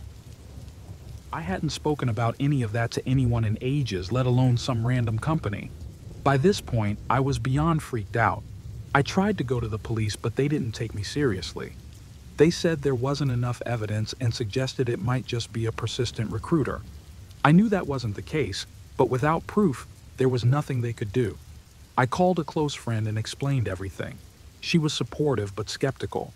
She thought I was reading too much into it, but she offered to let me stay with her for a few days just to clear my head.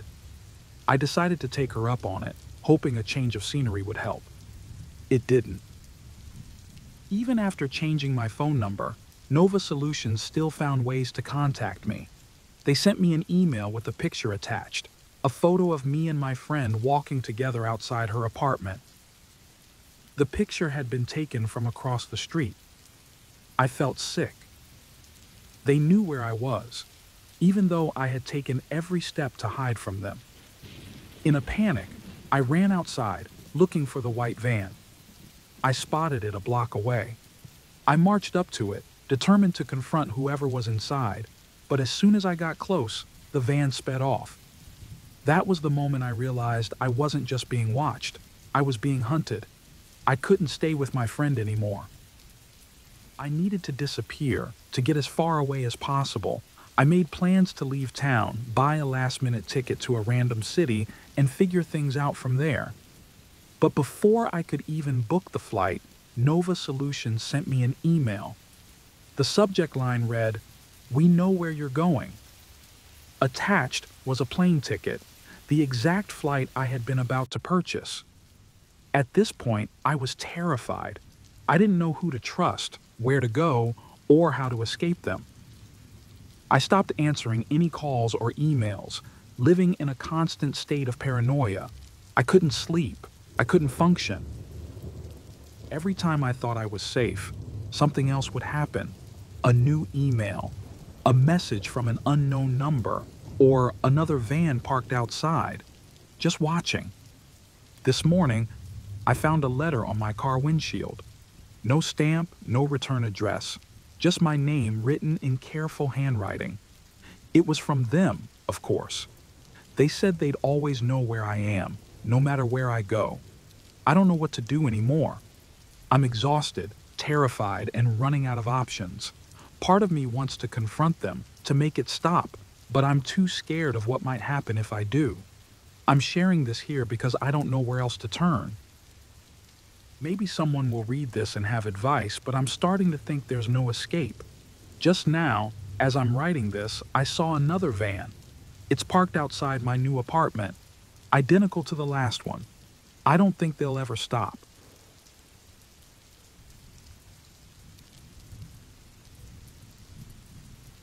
The wrong Airbnb.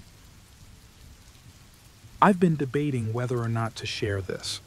It still messes with my head, and every time I think about it, I get that feeling like something bad's about to happen. But I need to get this out. Last month, my girlfriend Sarah and I decided to take a break from work in the city. We were both exhausted, and we found this cheap Airbnb in a remote town that seemed perfect. The pictures looked great, quiet, surrounded by trees, just what we needed. The price was suspiciously low, but we were desperate for a getaway, so we booked it without thinking too much. The drive there was peaceful. We talked about how nice it was going to be to disconnect for a bit. But as we got closer, I started to feel a little uneasy. The place looked older than it did in the photos. It wasn't a big deal, but something about it felt off. Sarah even joked that the house felt lived in as soon as we walked through the door. I laughed it off, but the first thing I noticed was a half-eaten sandwich left out on the kitchen counter. It was weird, but I thought maybe the cleaning crew had forgotten it. I tried calling the host, but no answer. I figured we'd just settle in and not worry about it. That's when things started getting strange. We unpacked and sat in the living room, trying to relax. I noticed a mug of coffee on the table. It looked fresh. Sarah shrugged it off, saying the cleaning crew must have been really lazy, but I couldn't stop thinking about it. I tried calling the host again. Nothing. Sarah could tell I was on edge, so she convinced me to just let it go. We were here to relax, after all. As night fell, the mood in the house shifted. It wasn't the cozy, quiet retreat we'd expected. The air felt heavy, and everything seemed louder.